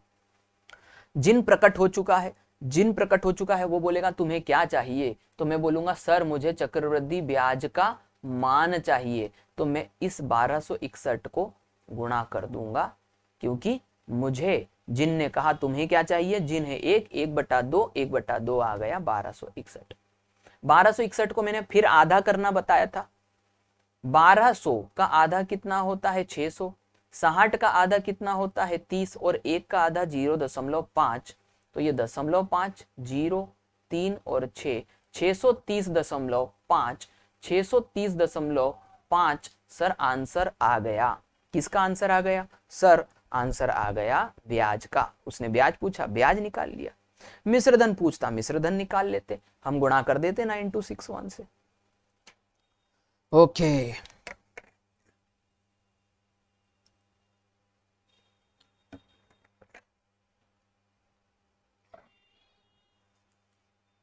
तो क्या करें भाई, आगे आगे ये करते हैं, आगे बढ़ाते हैं क्वेश्चन को। तो अब मैं यदि आपको ये कहूं, देखो ये प्रश्न मैं आपको करने को दे रहा हूं। 6 सही 2/3% आपको क्या दी है, दर। 6750 रुपए की राशि 6 सही 2/3% वार्षिक दर से 2 वर्ष के लिए चक्रवृद्धि ब्याज का मान क्या होगा। अब आप कूद पड़ोगे, सर 2 साल का सवाल है, इफेक्टिव रेट से करूंगा। हाँ, नाचना नहीं है, ध्यान देना। दर ऐसी है कि अपने बाल नोचने पड़ जाएंगे इफेक्टिव रेट निकालने के चक्कर में। तो हर एक चीज को करने का तरीका होता है। इस मेथड को हम रेशो मेथड से कर सकते हैं। तो रेशो मेथड के लिए आपको क्या करना पड़ेगा, पहले 6 सही 2/3 का पहले तो भिन्न पता करना पड़ेगा। और वो भिन्न कैसे पता चलेगा, आपको ऐसे पता चलेगा कि पहले तो 6 तिया 18, 18 और 2 20, 20/3% निकालोगे। और 20/3% मतलब 20/300। और इस प्रकार से 20 को 300 से आप क्या करना, कैंसिल करना। तो ये 0 से 0 कैंसिल हो गया, तो ये 1/15।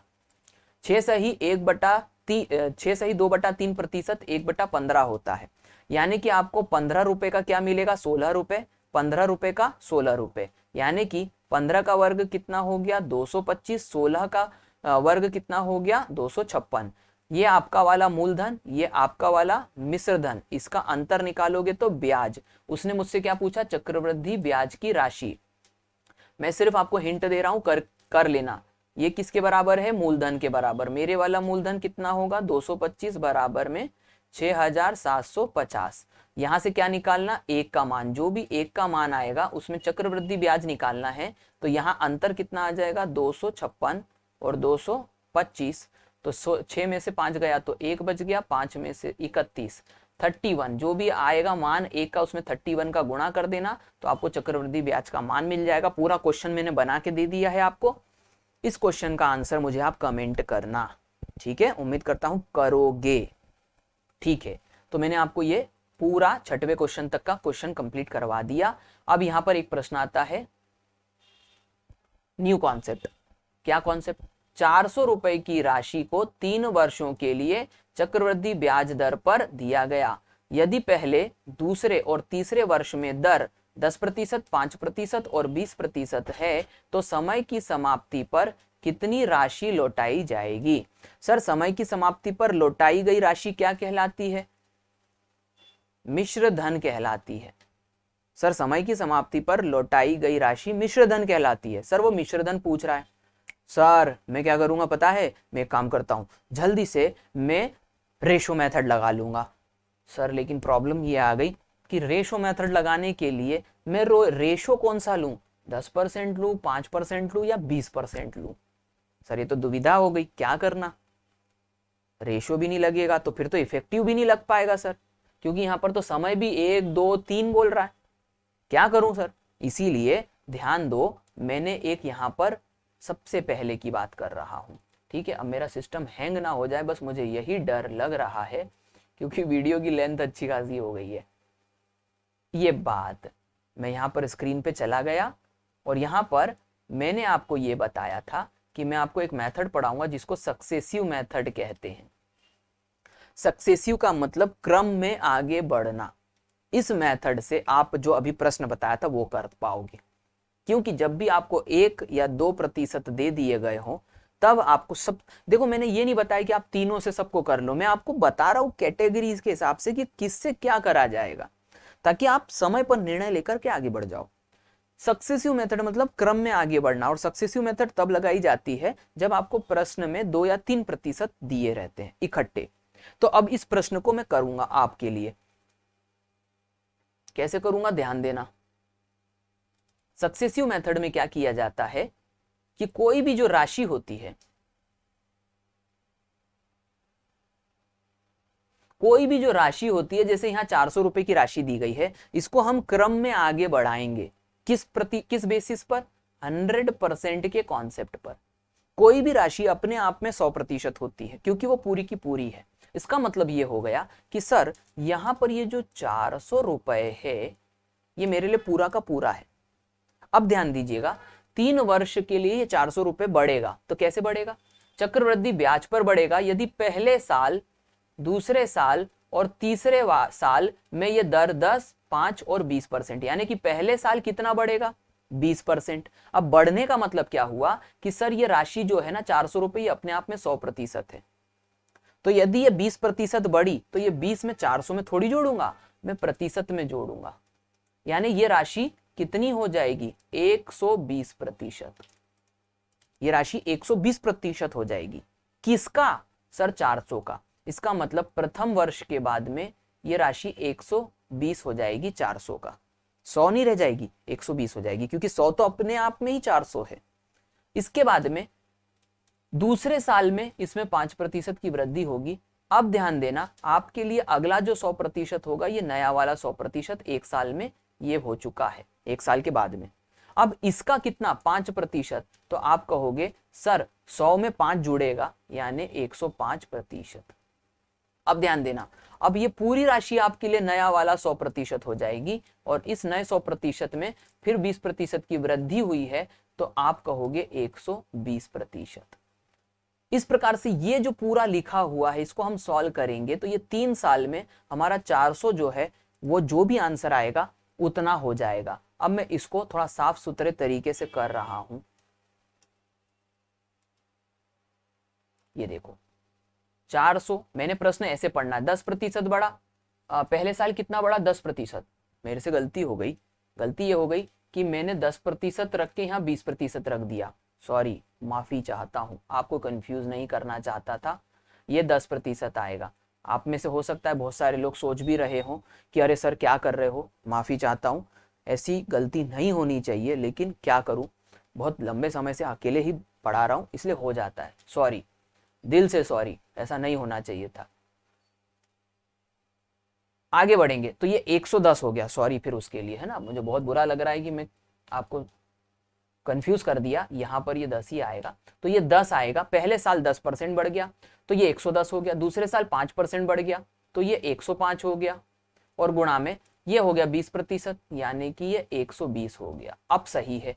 अब इसको हम सॉल्व कर देंगे। सॉल्व कैसे करेंगे, 0 से 0 कैंसल, 5 से 21 बार कैंसल, 5 से ये 20 बार कैंसल, 20 से ये 6 बार कैंसल, 20 से ये 5 बार कैंसल। मैंने अपनी सुविधा से काटा है, आप कंफ्यूज मत होना। मैंने क्या करा, मैंने कहा 20 से ये 400 कितनी बार कैंसल, तो 20 बार कैंसल, और ये 5 से ये 20 कितनी बार कैंसल, 4 बार। अब जो बचा है मैं वो लिख देता हूं। तो वो क्या क्या बचा है, ध्यान देना। तो बचा है 4 गुणा में ये 11 बचा, गुणा में ये 21 बचा, गुणा में ये 6 बचा।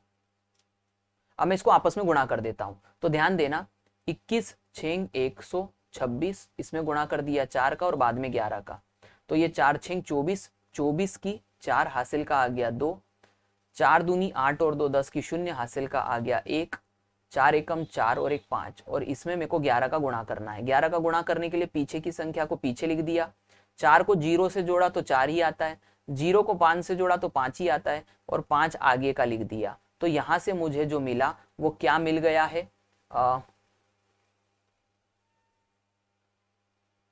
मुझसे कोई गलती हो रही है क्या?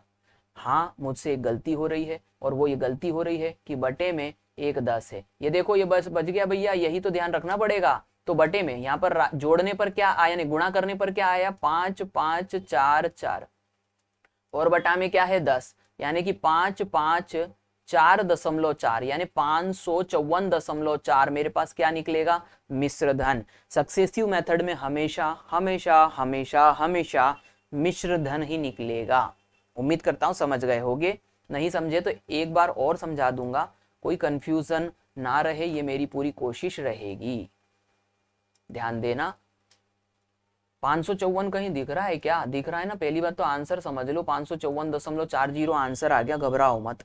उसने मुझसे क्या पूछा था, कितनी राशि लौटाई जाएगी, मैंने निकाल लिया 554.40। कैसे आया फिर से समझ लो, मैं कंफ्यूज मैंने ही कर दिया था, इसीलिए मैं एक बार फिर से समझा दूं कि पहले साल 10% की वृद्धि हुई है, तो मैं 100 में 10 को जोड़ दूंगा तो ये कितना बन जाएगा, 110।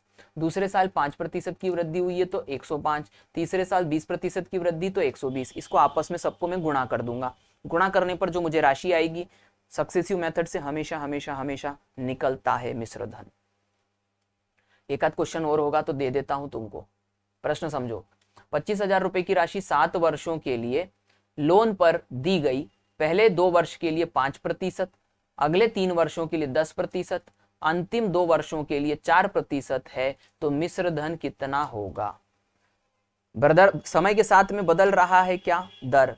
पहली बात, 25,000 रुपए की राशि बढ़ेगी, 7 साल में बढ़ेगी, तो पहले 2 वर्ष के लिए कितनी बढ़ेगी, 5%, तो 105/100 और फिर 105/100, क्योंकि 5% बढ़ी है तो मैंने 105/100 क्यों करा, क्योंकि 100 अपने आप में 25,000 है, उसमें 5% की वृद्धि। 2 साल हो गए, फिर अगले 3 साल के लिए 10%, तो 3 साल के लिए 10% मतलब 110, फिर 110, फिर 110, आ रहा है समझ में? फिर करेंगे अंतिम 2 साल के लिए, अंतिम 2 साल के लिए 4%, तो अंतिम 2 साल के लिए 4%, 104/100 गुणा में 104/100। इस प्रकार से ध्यान देना है आपको कि ये जो चीज है, ये 2 साल, फिर ये 3 साल, और फिर ये 2 साल। तो इसको बड़ा ना करते हुए आप प्रश्न को ऐसे लिख सकते थे कि 25,000 रुपए मूलधन हो गया आपका, 105 को लिख करके वो जितने भी वर्ष के लिए बढ़ रहा था उसका वर्ग लगा देना, फिर ये 110/100, ये जितने भी साल के लिए बढ़ रहा था घन लगा देना, 3 साल के लिए 3, और फिर ये 104/100, और ये कितने साल के लिए, 2 साल के लिए, देखो 2 वर्ष के लिए 4%। अब जब मैं इसको सॉल्व करूंगा तो जो मुझे मिलेगा वो सीधे क्या होगा, मिश्र धन यानी कि अमाउंट।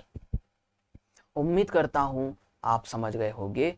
इस प्रश्न का उत्तर भी मैं आपसे चाहूंगा, जो भी प्रश्न मैं करवा रहा हूं या आपको दे रहा हूं उनको करवाऊंगा भी मैं आगे, लेकिन मैं चाहता हूं कि यदि आपने ये सीख लिया है तो अपना प्रयास करें, यदि कमी होगी तो आप मुझे कमेंट करिएगा, और उम्मीद करता हूं कि ये 3 मेथड आपको अच्छे से समझ में आ गई होगी। फिर से कंक्लूजन कर रहा हूं इस वीडियो का, इफेक्टिव रेट मेथड से हम हमेशा चक्रवृद्धि ब्याज निकाल सकते हैं 2 साल के लिए, इसकी ये लिमिटेशन है। रेशियो मेथड 3 साल के लिए और 2 साल दोनों के लिए लगता है, इससे हम जिन निकाल सकते हैं। आप बोले सर जिन क्या है, तेरे वाले मान को मैं मेरे वाले मान से निकाल सकता हूं, इससे मैं निकाल सकता हूं मूलधन, मिश्रधन और ब्याज चक्रवृद्धि 2 साल और 3 साल के लिए। सक्सेसिव रेट मेथड हम लगाएंगे तब जब समय और दर बदलता चला जाएगा, बढ़ेगा बढ़ेगा बढ़ेगा। इससे हमें हमेशा क्या मिलेगा, सक्सेसिव रेट मेथड से हमेशा हमें मिश्र धन मिलेगा। कंक्लूजन मैंने आपको दे दिया। उम्मीद करता हूँ इस वीडियो को यदि आपने पूरा देखा होगा तो आपके दिल में एक शांति जरूर होनी चाहिए कि आपने अच्छे से सीखा। मैं कह सकता कि आपको मिलेगी ही, मैं पढ़ा रहा हूँ इसलिए ऐसा। मुझे ये मालूम है कि एक स्टूडेंट जब पढ़ता है तो बहुत सारे चीज़ों को वो दिमाग में उसके चलती रहती हैं और नहीं समझ पाता पूरा का पूरा। उसके साथ में एक टीचर होना चाहिए, लेकिन ये ऑनलाइन प्लेटफॉर्म का अपनी बाध्यता है। यदि कोई बच्चा मेरे बाजू में बैठा होता है तो मैं इतनी ही तसल्ली से उसको पढ़ाता हूँ, उससे पूछता हूँ बताओ, उसके एक्सप्रेशन देखता हूँ तुम्हें समझ में आया कि नहीं आया, नहीं आया तो मैं उससे पूछता हूँ कि तुम्हें क्या नहीं समझ में आया। मैं खोलने की उसको कोशिश करता हूँ। यहाँ पर मेरी ये बाध्यता है कि मुझे यदि आप कमेंट करोगे तो ही समझ में आ पाएगा। थैंक यू वेरी मच इस वीडियो को पूरा यदि आपने देखा है तो। और एक रिक्वेस्ट रहेगी कि प्लीज़ लाइक करिए, थोड़ा सा शेयर करिए, आगे बढ़ाइए। मैं यदि आपको लग रहा है कि ये अच्छा काम कर रहा हूँ, ये मेरे पूरे कोचिंग ऑफलाइन कोचिंग का मटेरियल है, मैं पूरा का पूरा आपको दे रहा हूँ, यदि आपको ये प्रयास लगता है तो इसीलिए मैं इसको शुरू में नहीं कहता।